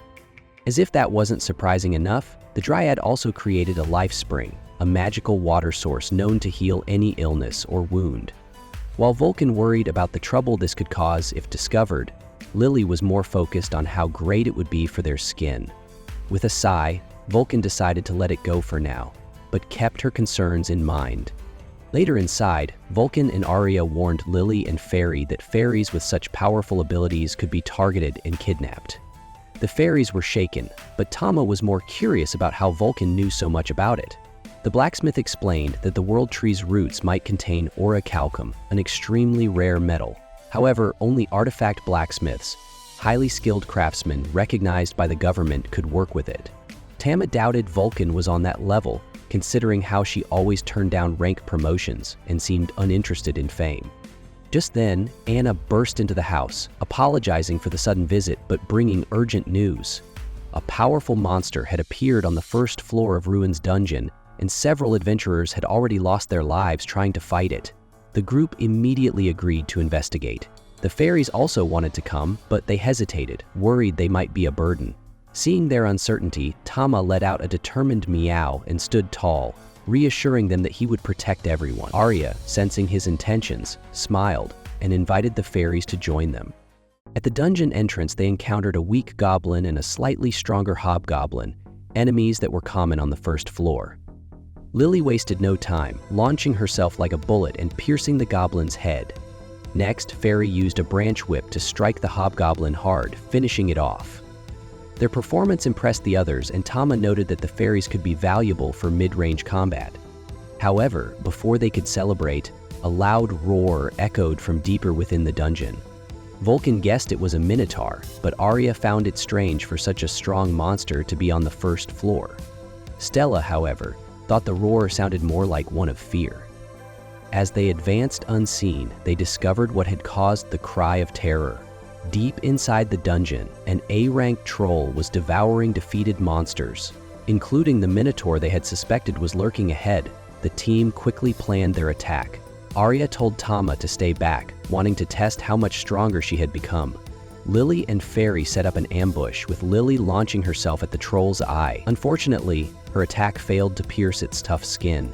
Fairy's branch whip managed to wound it, but the injury healed instantly, and the creature turned its attention to them. The troll swung its massive club, but Stella rushed in, using her shield to block the attack. Vulcan struck the monster's foot with her hammer, causing it to roar in pain. Arya, using her speed, darted forward and landed several quick slashes. Stella then gave Lily a new target, the troll's eye. Hoping to break its defense, the fairy followed the command, and as the monster flinched, Stella lunged, stabbing it in the chest. Despite the heavy injury, the troll refused to fall. Seeing the moment to finish it, Vulcan called on Arya. The elf charged with her holy blade, unleashing a triple strike that finally brought the beast down.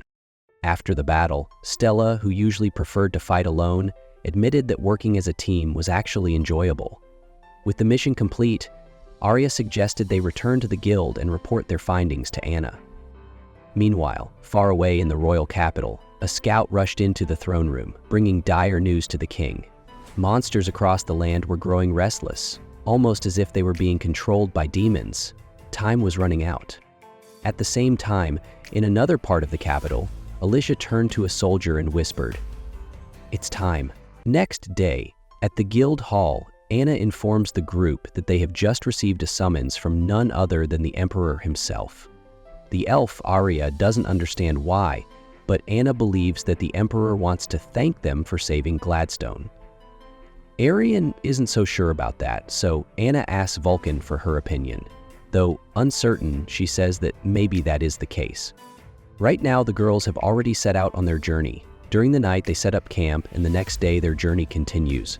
The road is quite long, but Lily finally spots the Imperial City in the distance. Upon arriving at the entrance, some guards confirm Arya's identity and inform her that they have come for her on behalf of the Emperor.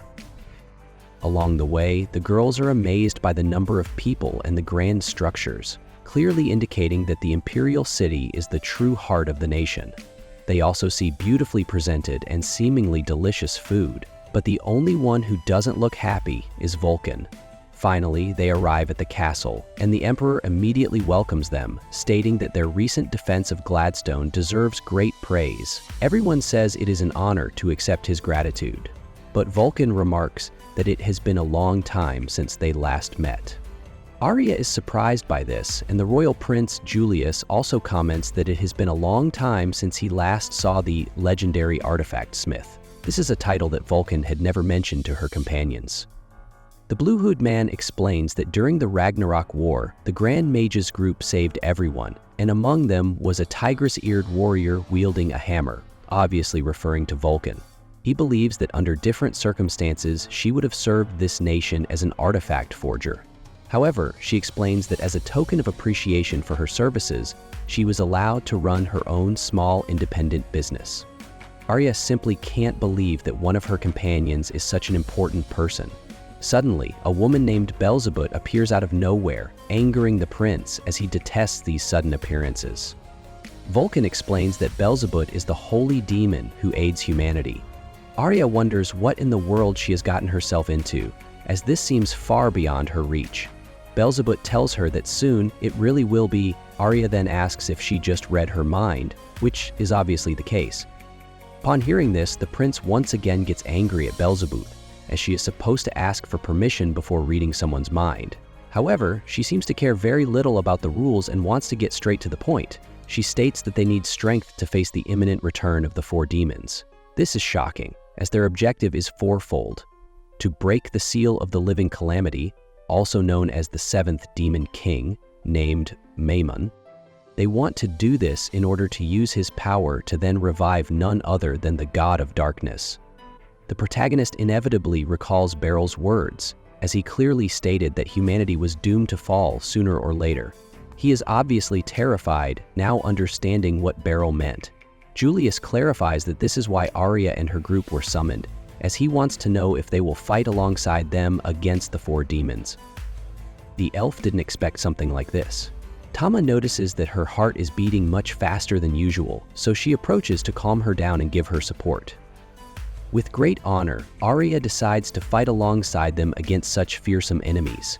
Now, Julius asks Vulcan to forge artifacts for everyone, and she has no problem agreeing. Lily asks what those artifacts are, and Beelzebub explains that they are special weapons crafted from rare materials by a very special blacksmith. Well, I think it's pretty clear that this is something extremely special. Estella gets excited upon hearing this, and the prince assures Vulcan that she will have all the funding necessary to carry out her work in the best possible way. In fact, here we can see those who will be assisting her. Meanwhile, the rest of the group, according to Julius, will undergo training to acquire new abilities. To start, he himself will train Estella to become an excellent tank. She, eager to face a strong opponent, agrees without hesitation. Beelzebub will train the two fairies, and as for Ara, the prince informs her that he has someone special to train her. However, they will wait to see if that person accepts or not. While they are in this luxurious estate admiring a painting, none other than Alicia appears, wearing the maid uniform. She surprisingly recognizes Arya, saying she could never forget such determined eyes. Arya, for her part, could never forget Alicia either, nor how she felt that time. Since then, Alicia has been the guiding light on her path. Arya can't hold back her tears, but Alicia calms her. happy to see how much she has grown in every way, having accomplished so many feats recently. Alicia also mentions that she has a very interesting friend. Arya tells her about Tama, an elemental cat who is part of her family. Alicia wonders if he's truly an elemental cat, but decides not to dwell on it for now. Now, the training begins. Alicia asks Arya to attack with all her strength, while she in turn will only use a wooden sword. Instantly, a crushing power fills the air, and Tama realizes that this is, without a doubt, the legendary Alicia, the Holy Sword Saint. Arya is so terrified that she could already see how she could get hurt. She feels so inferior that she has no choice but to go all out. Alicia dodges the attack but immediately declares that Arya has passed the test. Despite being overwhelmed by fear, she was able to be brave and take the step that many others cannot. From now on, she promises that they will grow stronger together. Meanwhile, Vulcan is working tirelessly with her assistants, even giving them tips on forging higher quality weapons with enchantments. Beelzebub has also begun training the two fairies, teaching them useful techniques to complement their companions' abilities. The prince is training Estella, who asks why he doesn't carry a shield. He explains that in the last war it was worn down due to his own recklessness, and now he lacks the energy to carry something so heavy. Regardless, Estella refuses to hold back and unleashes her dragon sides, launching an attack. However, Julius defeats her in just 2 moves. He acknowledges that she has incredible strength, even surpassing him, but warns that fighting like that will only lead to disaster. He clarifies that a tank must endure until the end and be ready to protect their group above all else. On Alicia's side, she decides that they have trained enough for today and will continue tomorrow. Just then, Vulcan appears and, to everyone's surprise, hugs Alicia. They've been friends for a long time, since the time Alicia met the Great Mage. It turns out she has a peculiar side, calling herself the wife and slave of her master, the Great Mage. She immediately drags Arya away to tell her some romantic stories about him. After a good bath, it's time for dinner, or rather, a feast. I don't know why, but Alicia is the one serving the food. She presents an interesting dish she learned from her master, a hamburger steak, a classic dish from the Great Mage's homeland, Japan. When Tama hears Japan, he wonders if the Great Mage is from another world. But come on, we already know that's obvious, though I definitely didn't expect it to be mentioned here. Later that night, everyone is asleep except for Tama, who can't fall asleep at all. Suddenly, he encounters Alicia. She is surprised to see him but comments that he actually looks like a normal cat. She then tells him to be sure to protect everyone when the time comes. Of course, she knows that Tama is a behemoth. The protagonist can't believe she knew from the start and still kept quiet about it. The next morning, everyone resumes their training. The fairies are motivated by the promise of sweets after practice. Vulcan continues working tirelessly. Estella keeps training but doesn't understand why the prince is so strong. He apologizes, saying it wasn't intentional. He also mentions that he just realized that, unlike Arya, Estella doesn't need a reason to become strong. She already is. He simply reminds her to always have determination. Arya has been training non-stop since morning, determined to become stronger. Tama doesn't understand where she gets the energy for this. Alicia knows that Arya has followed her example and has grown strong because of it. However, she reminds her that she will have to go even further to obtain new abilities. She asks Arya why she fights, because the answer will shape her path. Vulcan has completed her work. Estella has gained a new skill. The fairies have also acquired their own. However, Arya has not. She wants to keep training, but Beelzebub arrives with urgent news. They have discovered the whereabouts of the 4 demons. At the royal palace, they learn that each of the 4 demons has returned to a different location. Beelzebub explains that Cedric and the Imperial Army have already set off toward the 2 predicted locations. However, 2 other locations remain. The first is the kingdom of Alphys, Alicia's homeland, so she will head there as soon as possible. The second is the Ruin Labyrinth. The girls are shocked because they had just bought their house there. Despite the bad news, Arya knows they must go and protect their home. The next day, a group of adventurers join the main team for a dungeon expedition. Howard explained that since Captain Cedric was busy fighting demons elsewhere, the rest of them would have to step up. 2 of the newcomers, Kenny and Marietta, greeted Arya warmly. It had been a while since they'd last seen the elf. As they ventured deeper into the dungeon, it didn't take long before they ran into a nasty mix of goblins and minotaurs. Despite how terrifying the creatures looked, Stella smirked. This was the perfect chance to test out her new gear, crafted by Vulcan using powerful artifacts. Arya was just as eager. She dashed forward, cutting down a huge chunk of the enemy horde in the blink of an eye, without even needing to boost her speed. Now it was Stella's turn. She faced off against a minotaur, which immediately smashed into her shield with full force. But her artifact, Calibalog, absorbed the impact completely. In response, her sword, Cleon Solaris, unleashed a magical beam that completely obliterated the beast.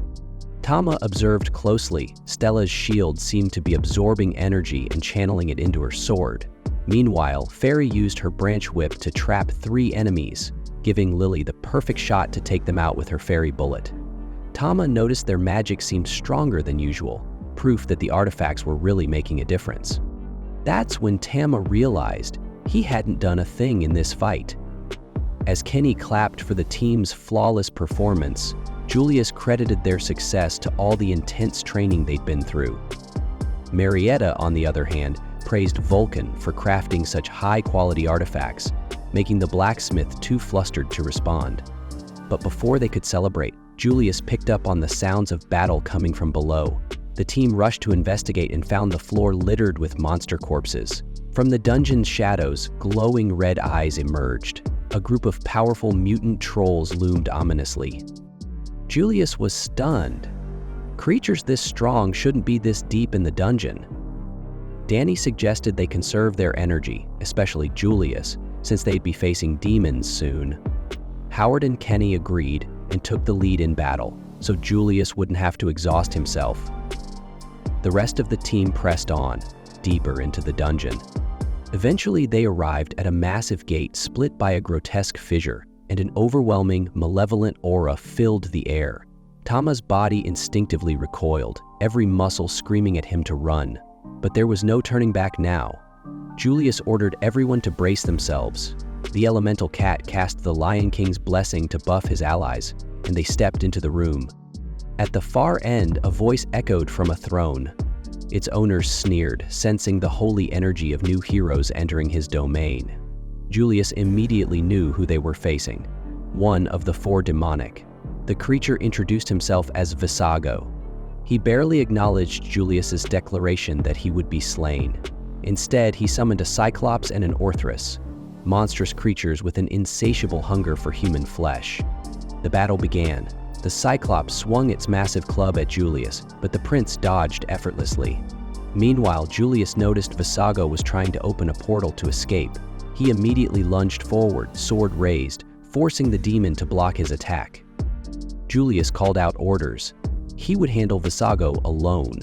Arya and Tama were to take down the Orthrus, while the rest worked together to bring down the Cyclops.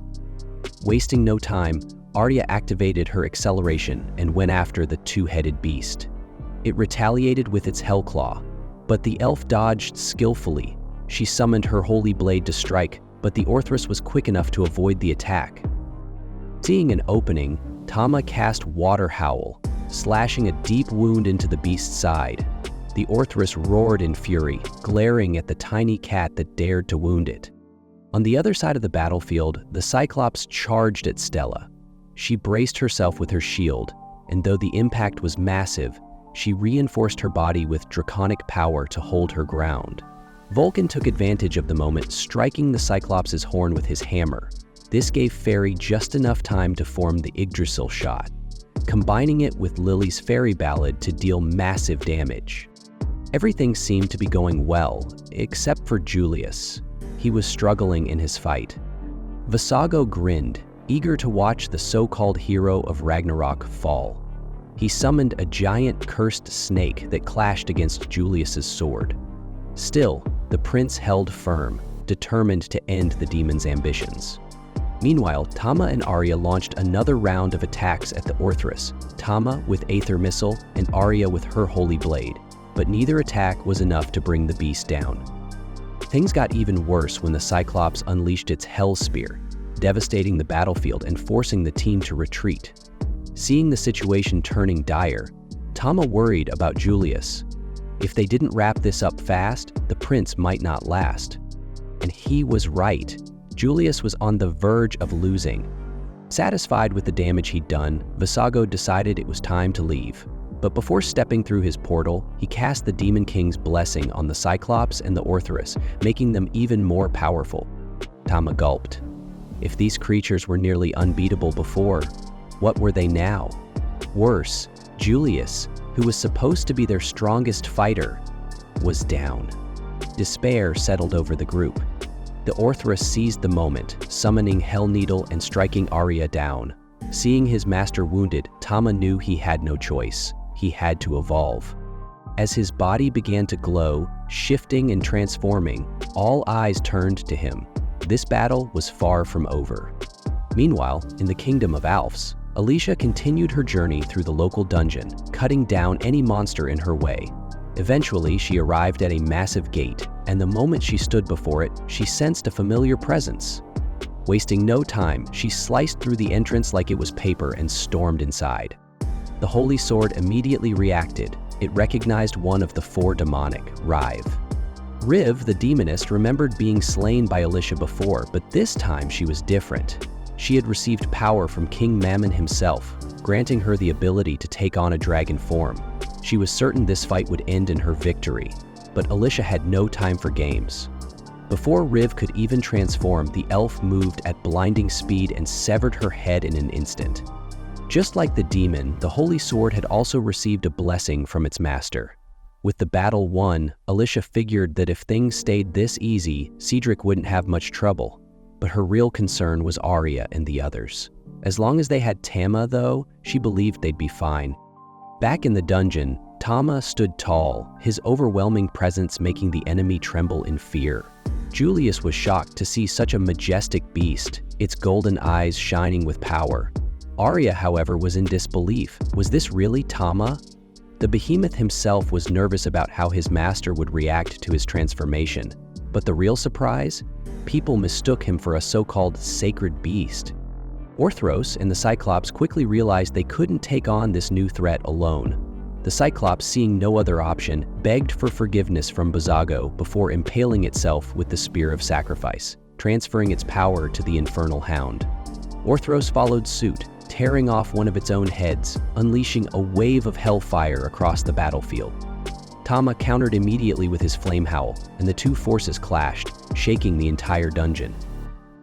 Vulcan quickly analyzed the situation. Orthros's final attack was impossible to dodge. It would hit no matter what. As the Cyclops launched the Spear of Sacrifice toward Tama, Stella stepped forward, determined to protect him from both attacks. Vulcan warned her that not even an artifact could fully block this, but she was ready to take the risk. If Tama fell, they all would. Her courage reminded Julius of why she was one of the strongest among them, her unwavering resolve to protect others. With that in mind, Stella reinforced herself to the absolute limit. She thanked Vulcan for the artifact he had crafted and placed her trust in Fairy and Lily, hoping that one day they'd be able to take care of themselves. She turned to Arya and asked her to watch over Tama. Then, as the deadly spear came flying toward her, she shouted to Tama, telling him that he had the power to defeat any demon, even their king. The rest would be up to him. Stella had once lived alone in the depths of the labyrinth, only to die by Tama's hands. Yet fate had given her a second chance, allowing her to live as a human-dragon hybrid alongside her newfound friends. In the end, she had a fulfilling life. But as the Spear of Sacrifice struck Calibald, her shield, it became clear that it wouldn't hold. Julius cried out Stella's name, while Arya finally found the answer to Alicia's question. Why did she fight? Now, she knew. She fought for her friends, and she wouldn't let them die.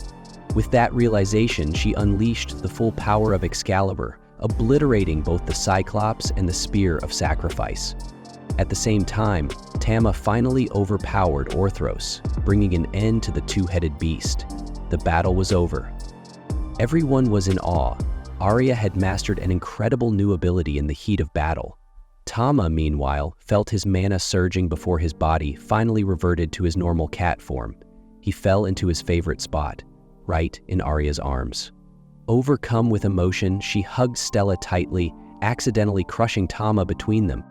Just then, the Lion Group arrived, cheering in celebration of the hero's victory.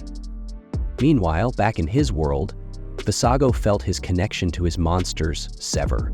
Pathetic. How could they lose to such weaklings? Still, it didn't matter. The era of demons was coming. Let the humans enjoy their last moments of peace. Back in Clariel, King Gisel received word of Alessia's victory over Rive and Alps, but Beelzebub's vision had revealed something troubling.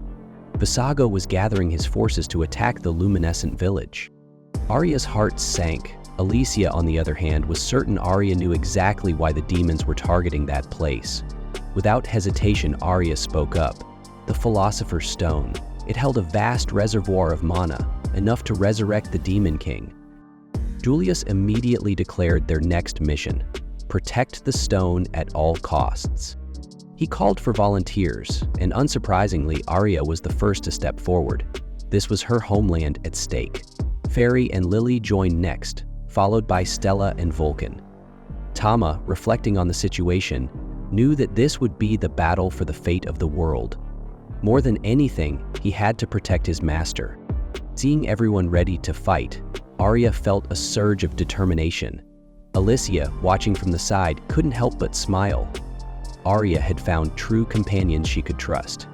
With their goals set, the group prepared to depart for the luminescent village, ready to face whatever lay ahead. As Arya journeys back to her homeland, memories of the past flood her mind. She recalls the terrifying attack on the luminescent village, where monstrous creatures with odd-shaped ears rampaged through her home, seeking the legendary Philosopher's Stone. Nothing could stand in their way, and many innocent lives were lost. Among those in danger was Arya herself, a child at the time, surrounded by enemies with no way to escape. Just when all hope seemed lost, a brave and charismatic cat appeared, saving her from certain doom. Alongside him, Alicia, the Holy Sword, fought off the invaders, ensuring the village's survival. Now, as Arya returns, she is saddened to see her home once again threatened by war.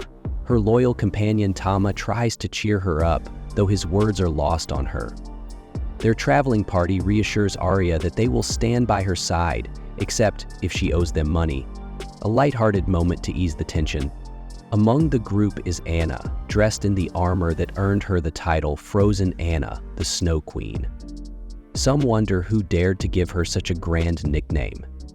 Dany jokes that she only came along to be near Cedric, and though she does not deny it, Cedric remains the unfortunate target of teasing. Alicia steps forward, reminding Arya of how much she has grown. No longer the scared child from before, Arya has even learned a powerful new skill, Excalibur. Alicia is confident that with this ability, Arya will protect her homeland, and given Alicia's radiant presence, her words carry undeniable weight. After a long journey, the convoy arrives at the fortified gates of the elf village. A powerful aura fills the air, and Arya explains that the massive tree at the center of the village is sacred, having stood watch over the land for generations. Stella, ever curious, wonders if the tree is edible, drawing a scolding remark from Tama. The group is welcomed by Elvin, leader of the luminescent village, who is honored by their arrival. He is delighted to see Iria after so long, though not as pleased with the presence of a certain mischievous cat. Word of Arya's deeds has spread throughout the village, and the chief is well aware of her efforts. Tama is surprised by Elvin's youthful appearance. As the chief thanks Alesia once more for her past heroics, the Holy Sword acknowledges the village's improved defenses. Elvin adds that reinforcements from other settlements, including Gugina, have joined them to ensure the Philosopher's Stone remains safe. Stella takes notice of one particular warrior, commenting on their impressive strength. Alicia, however, reacts strangely to her remark. Meanwhile, the reinforcements from Clariel are led into the heart of the village, where the people greet them warmly, especially Arya and Alicia, who are hailed as heroes. Lily and Ferry, captivated by the beauty of the surroundings, eagerly explore the forest. Their joy is short-lived as they wander too far and encounter a warrior named Fionn and his elemental cat, Leo. Fionn questions the fairies, unsure of their origins, while Ferry gives a hesitant response. Seeing that their friends have gone missing, the rest of the group rushes over, Arya is thrilled to recognize Fionn, while Stella scolds the fairies for running off. Tama notices Leo staring at him before suddenly relaxing. Fionn remarks that Leo has never acted so at ease around strangers. Hearing the cat's name, Tama realizes this is the same feline who once saved Arya. Wanting to express his gratitude, he lies down beside Leo in a rare moment of peace. Later, Elvin gathers the leaders to discuss their strategy. Arya questions whether she truly deserves such an important role, but Tama wishes she could see her own worth after all she has accomplished. Julius outlines 3 key matters: evacuation plans, military strength, and the protection of the Philosopher's Stone. Elvin assures them that the villagers are prepared for evacuation if necessary, with supplies stockpiled in case of a prolonged siege. With the support of the Amazons and the powerful Gujana among their ranks, he is confident they are ready for whatever comes. As Arya listened to Elvin, she realized she had never heard of the Amazons before. He explained that they were a new group formed just last year and led by someone she knew well. Before she could ask, the captain of the Amazons stepped forward, her own mother, Leona. Arya was shocked and questioned how her mother had risen to such a high rank so quickly, considering she had never wielded a weapon before. Leona revealed that everything changed after Arya left home. One day, she discovered a hidden ability that allowed her to enhance her attacks, striking twice with immense power. Arya couldn't understand how this was possible, while Tama, despite not fully grasping it, found the ability fascinating. Elvin then apologized to Arya for bringing her back under such difficult circumstances instead of during a time of peace. She remained silent, unable to find the right words. Meanwhile, away from the serious discussions, Stella grew impatient, though Vulcan tried to convince her of the importance of the meeting. At that moment, 2 young elves approached, curious if the warriors were truly as strong as people claimed. Stella and Vulcan assured them they would protect the village with all their strength, but they also mentioned they had a friend even stronger. Stella added suspense before revealing the name, only for Vulcan to quickly announce that it was Tama. The fairies agreed, declaring that the elemental cat would be the key to ending the war. Vulcan, recalling the sacred beast form Tama had taken in past battles, wholeheartedly agreed. Back in the meeting, Elvin explained that very few people knew the location of the Philosopher's Stone, which was why the demons failed to reach it during their last attack. As he spoke, he activated a hidden mechanism, causing a massive tree to split open and reveal a concealed door. He instructed the Amazons to guard the entrance while leading the others inside. After a long walk through the hidden path, the group finally stood before the Philosopher's Stone. Its glow and beauty left them speechless. Tama, however, found it unimpressive compared to what he had seen in the labyrinth. Danny approached, attempting to touch it with a twig, but a powerful barrier blocked any contact. Elvin warned him to be careful. Seeing the stone so well protected, Tama felt reassured, knowing they could now focus entirely on the war. Later that afternoon, Arya introduced her mother to her friends, who were delighted to meet her. Vulcan, however, was particularly amused, realizing where Arya had inherited her physical traits. As the day went on, Arya asked if they were hungry, and Stella was the first to respond eagerly. With everyone agreeing, Leona invited them inside for a special meal. Before entering, Arya requested a private talk with her mother, which Leona gladly accepted. They later took a bath together, discussing the upcoming battle. Arya expressed her fear of seeing her mother on the front lines, but Leona reassured her. She had been just as afraid when Arya left home to pursue a dangerous path. However, watching her daughter's dedication to training had convinced her to support her unconditionally. Her own powers had awakened from the strong desire to protect their homeland, so there was no need for Arya to worry. They were both ready for what lay ahead. Their conversation was soon interrupted as the rest of the group arrived, eager to join them in the bath. That night, Arya had a strange dream about Tama's most advanced form, leaving the cat feeling embarrassed. Meanwhile, still awake, Leona thanked Tama for always protecting her daughter. She mentioned that every letter Arya had written spoke fondly of him, proving how much she cared.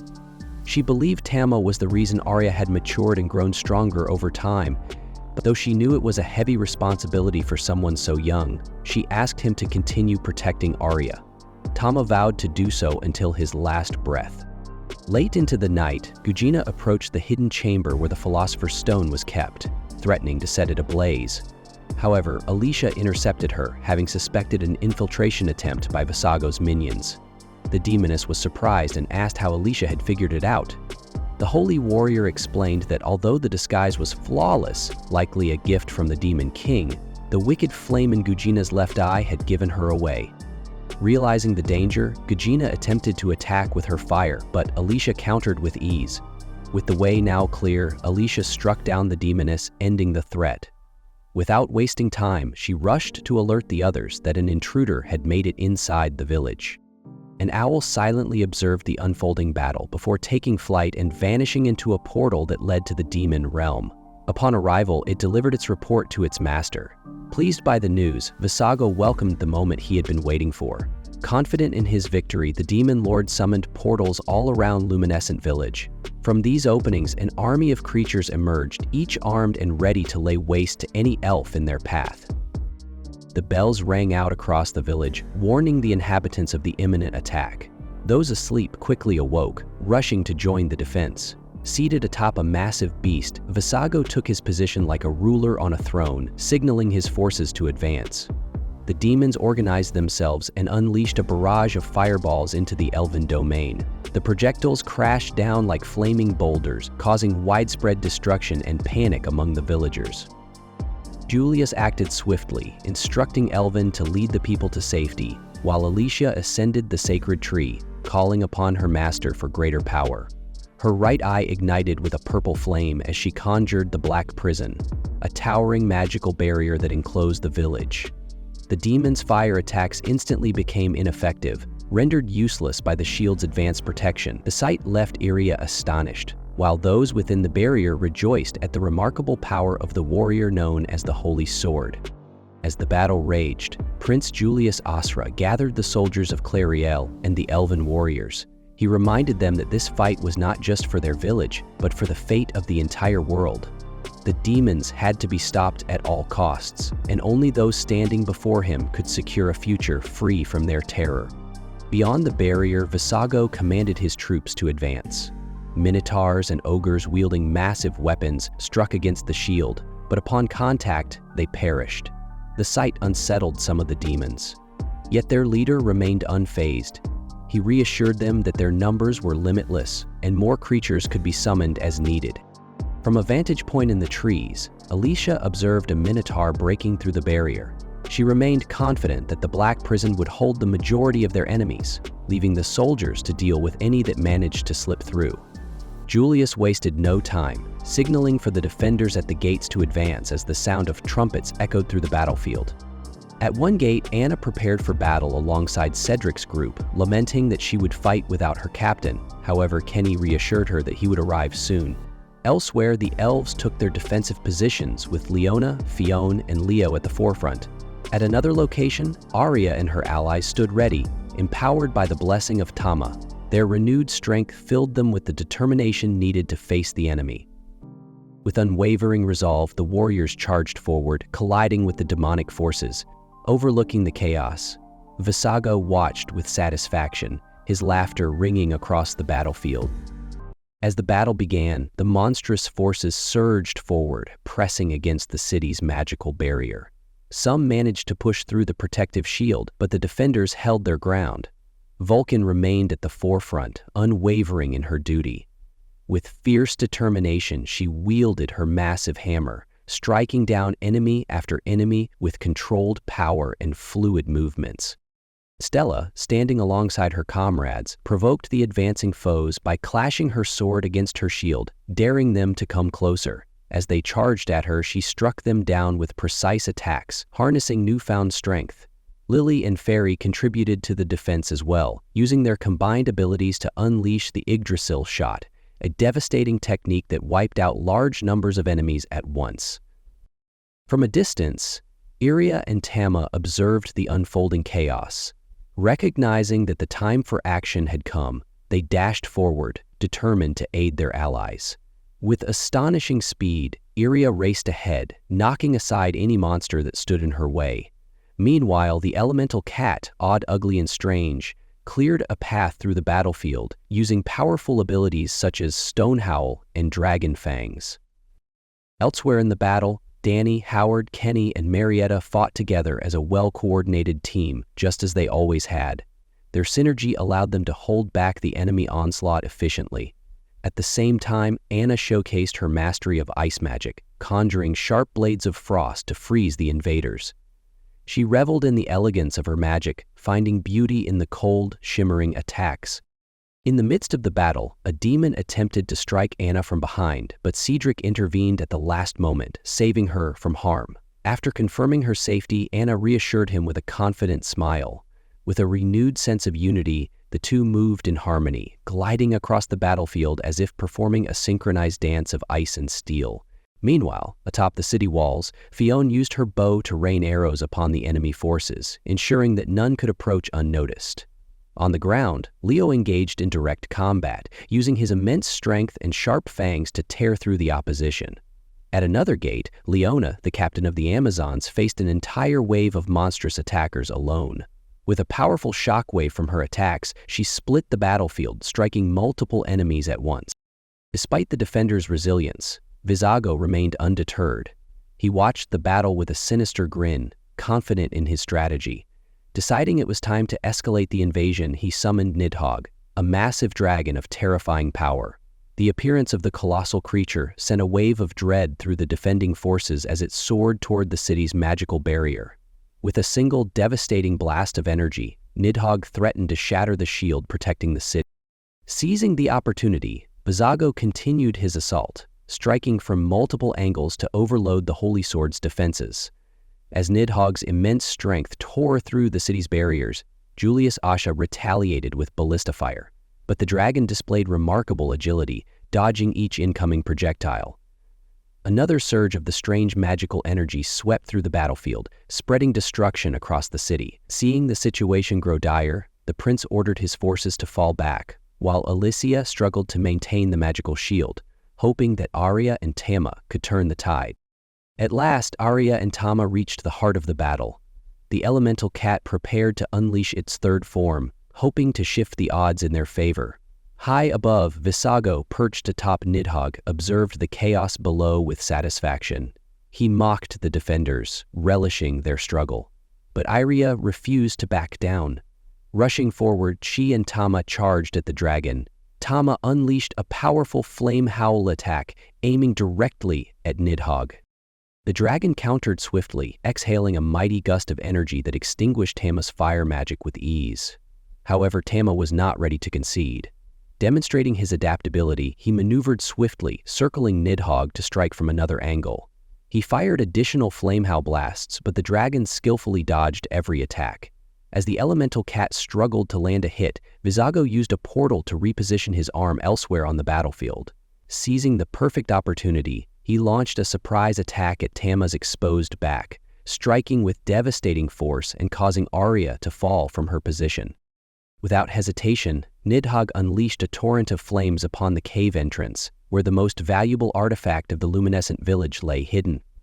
Without delay, Vizago moved forward, his eyes gleaming with triumph as he stood before the Philosopher's Stone. Tama raced toward him with unmatched speed, determined to stop him before it was too late. Despite the air of victory surrounding him, the demon collided with the artifact's protective barrier. Frustrated, he commanded his dragon to seize the stone and carry it away.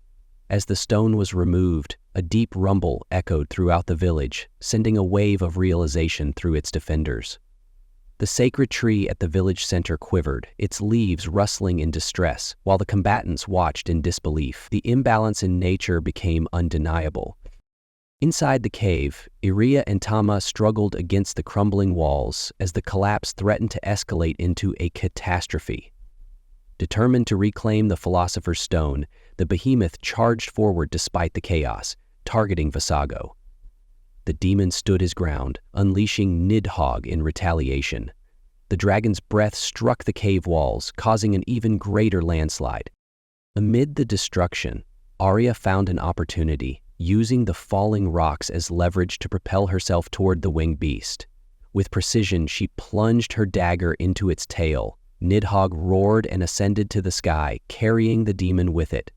As Visago prepared to escape through a portal to the demonic world, his excitement for reuniting with the resurrected King Mammon was evident. If the demon crossed the portal, the luminescent village would be lost. Iria knew this and clung to the dragon's tail, determined to stop him.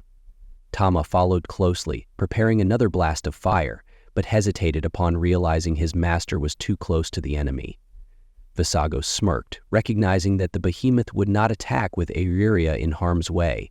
He ordered Nidhogg to strike, and the dragon unleashed a devastating assault. As the attack landed, Iria braced for the worst. The demon exuded confidence, declaring his victory. However, amidst the swirling smoke and debris, Tama emerged, his resolve unshaken. From the battlefield below, the warriors watched the aerial struggle, fear gripping them at the thought of one of the four demonic breaching the portal. Visago's laughter intensified as he neared his goal, but he failed to anticipate Iria's next move. She climbed higher along the dragon's tail, pressing forward with unwavering determination. With the portal just within reach, Visago relished the moment, but Iria refused to back down. Recognizing her own limits, she relied on her allies, knowing that together they stood a chance. Without hesitation, she leaped from Nidhogg, free-falling through the sky. Seeing this, Tama seized the moment and unleashed a powerful flame howl. The dragon countered, and the two forces clashed in a dazzling display of fire. Visago remained confident, yet Tama's sheer willpower overwhelmed the beast, forcing the flames back toward the enemy. Iria took advantage of the moment, channeling the might of Excalibur. Her strike radiated with such intensity that it was visible from miles away. Visago, caught off guard, could only watch as the overwhelming power consumed him. His body began to disintegrate, the darkness within him fading. As the demon's existence unraveled, the portal collapsed, sealing off the path to the demonic realm. The remaining enemy forces, sensing their leader's demise, retreated in disarray. Arya plummeted toward the ground, but Tama arrived just in time to catch her.